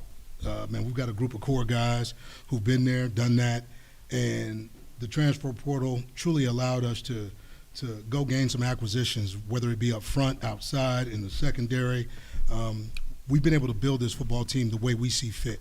62 new players, 30 of those being high school, 20 scholarship, 10 walk-ons, a total of 62 new ones. I feel really good about where we are, just because we've had to self-reflect, look at the things that we didn't do well, tie in like this idea of how connected we need to be in year two, and I think the speed of trust for us has come pretty fast. Right now, this football team is about the work. The goal for us is to win days. Those winning days lead to weeks, weeks lead to months, and hopefully what that is for us is a recipe for the process that we want to have that leads us from where we are to where we want to be. So with that, I'll open it up for questions. Steve on the end. Derek, Stephen Hawkins with the AP. In this new era of college football, how different was the acquisition and retention of players, though, especially with things coming now on this level? Yeah, well, I looked at where we were, and we knew who we needed to retain. We lost a couple of good players, and that was fine. That's part of the landscape of college football, especially as a Group of 5 program. But I thought we were able to retain, guys who were pillars of our program, guys that we needed to build this thing around. Our young guys had grown up, especially some guys on the defensive side of the ball. And really, when I looked at it, the acquisition piece was needed and necessary. When you lose guys like Amari Kelly and Holden Willis, who had a lot of production, you've got to get out there and make sure that you can fill that room up. And I think we've done that in spades. Man, we've got a receiver room that I think that I know is as talented as it was a year ago, if not more. There's just so much depth in that room now. We did a good job of assessing, who we were, what we needed, and it all started up front. Football's a line of scrimmage game, so as we looked at the transfer portal, we knew we needed to address the offensive line. So I think nowadays when you start to talk about the portal and what you need, you have to address weaknesses, and that was a glaring weakness for us a year ago. All right, back to Steve. Parker, I was going to ask you a question. Talk about, you've been there the whole time. Talk about being one of those guys that stays at a school from beginning to end. Not a lot of guys do that anymore. Yeah, I think it all comes down to what you want to do and what your goals are. Everything looks different for everybody. So yeah, I believe in Coach Mason. I believe what he's building, and I want to be a part of something that's going to continue to build and go to bigger places. Last year wasn't the season we wanted, but we got a new year. It's a new beginning. So I want to be a part of the new thing that's going to happen. Bo? Coach Mason, two-part question. Bo Carter with Sports Page Dallas. Talk about the parity in Conference USA, how tough it is up and down. And also, do you have anything scheduled with Vanderbilt for future years? I know it's a great rival. They're great rivalry, and you've been at both places. Yeah, I'll start with the second. We're constantly in talks with Vanderbilt. When I was at Vanderbilt, we played middle, and that was a great contest. We like to get that contest back. The reality is it just keeps in some of that charge in state where it should be.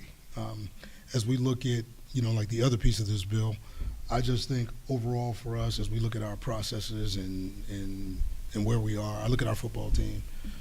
Our football team is a football team that I think is primed and ready to play like extremely well this year.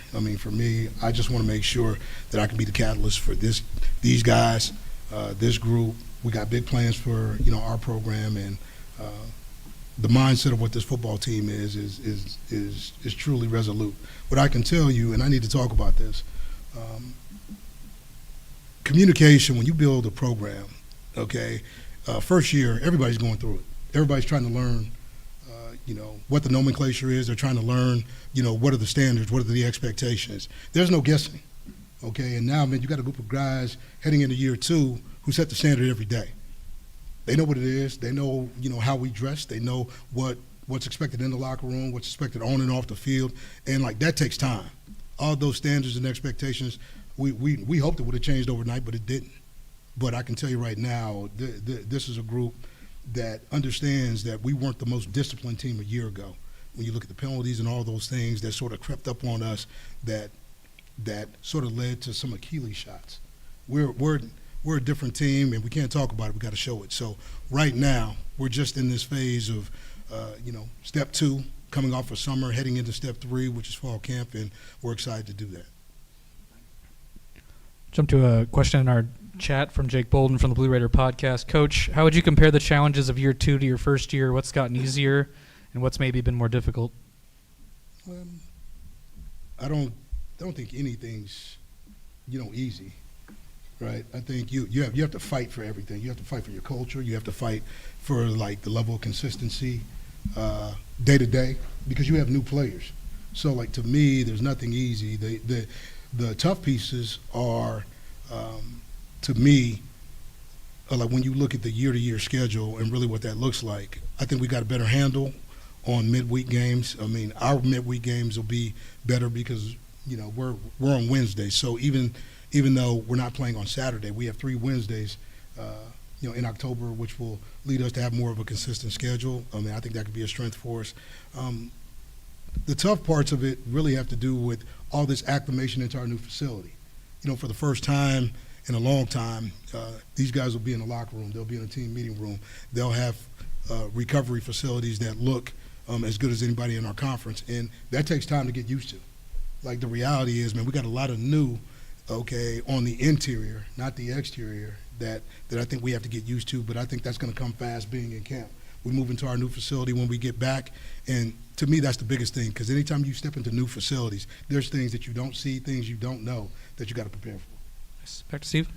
Nick, I'll ask you kind of what I asked Parker, just the idea of being there the whole time. And I'm assuming because of the success you've had, you had fielders of people that probably gave you opportunities to go to the places. So what is it about sticking it out?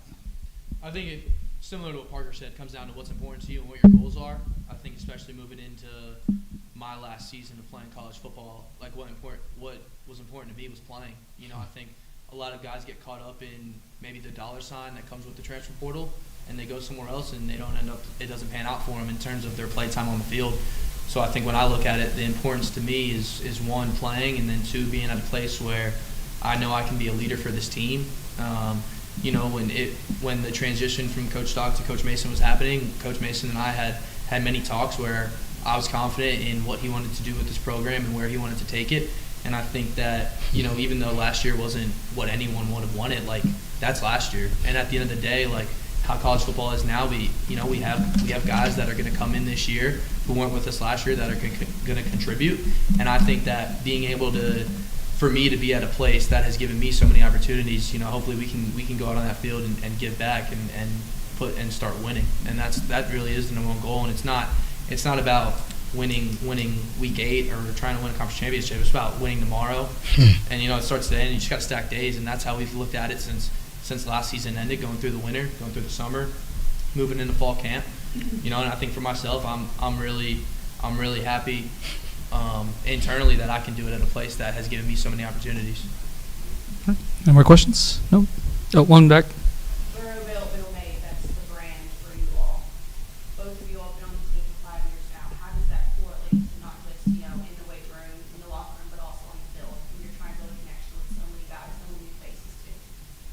I think just establishing the culture and what that means, Burrowville Middle Maid, and just pouring it into the other guys and just really showing them hey, this is how we do things around here. This is how it needs to be. When we come, we're coming to practice, with this play we're playing, but just taking that day by day step, showing them what it really means to do that. Yeah, I think to add on to that, Coach Mason sets a standard, and it's up to us as players to make sure that that standard's kept. We're the ones in the locker room, we're the ones working in the weight room, we're the ones working on the field. Coaches can't play for us, they can't make us work out, they're not lifting weights. Like, it's up to Parker, myself, the rest of the leaders on the team to make sure that our standard's being held to the highest. And it's our job to make sure that when we step on that field that everyone's ready to go, that we're prepared, that we're going to play with everything we got. And I think that Parker, other leaders on the team, other older guys like Brendan Harris, other leaders on defense, even guys who just got there like Alex Mitchell on the defensive side of the ball, have done a good job upholding this standard and making sure that young guys understand it, so that when we get on the field, like, there is no kind of like adjustment period. Like, we're getting on there and we're rolling, and everyone understands what that means. I'll add to that. Okay, this year feels different to me. I felt like last year I was there were all these rules, right? You were constantly ruling it out, having to tell guys, okay, man, you need to clean up your locker room. You need to do this. You need to do that. I felt like I was doing that from the time I got there to the time we finished our last game. That hasn't been that way. Our conversations have been about, things, football-related activities. How do we want to human play? What does this look like? So you start to move from a coach-led football team to a player-led football team. Okay, I've watched these guys grow through the summer.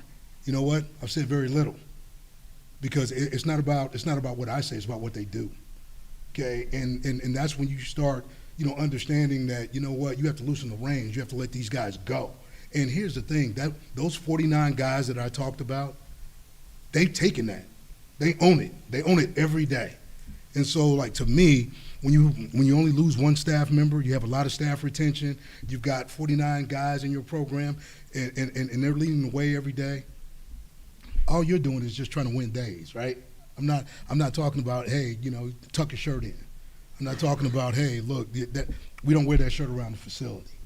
These guys handle that, right? We talk about football things.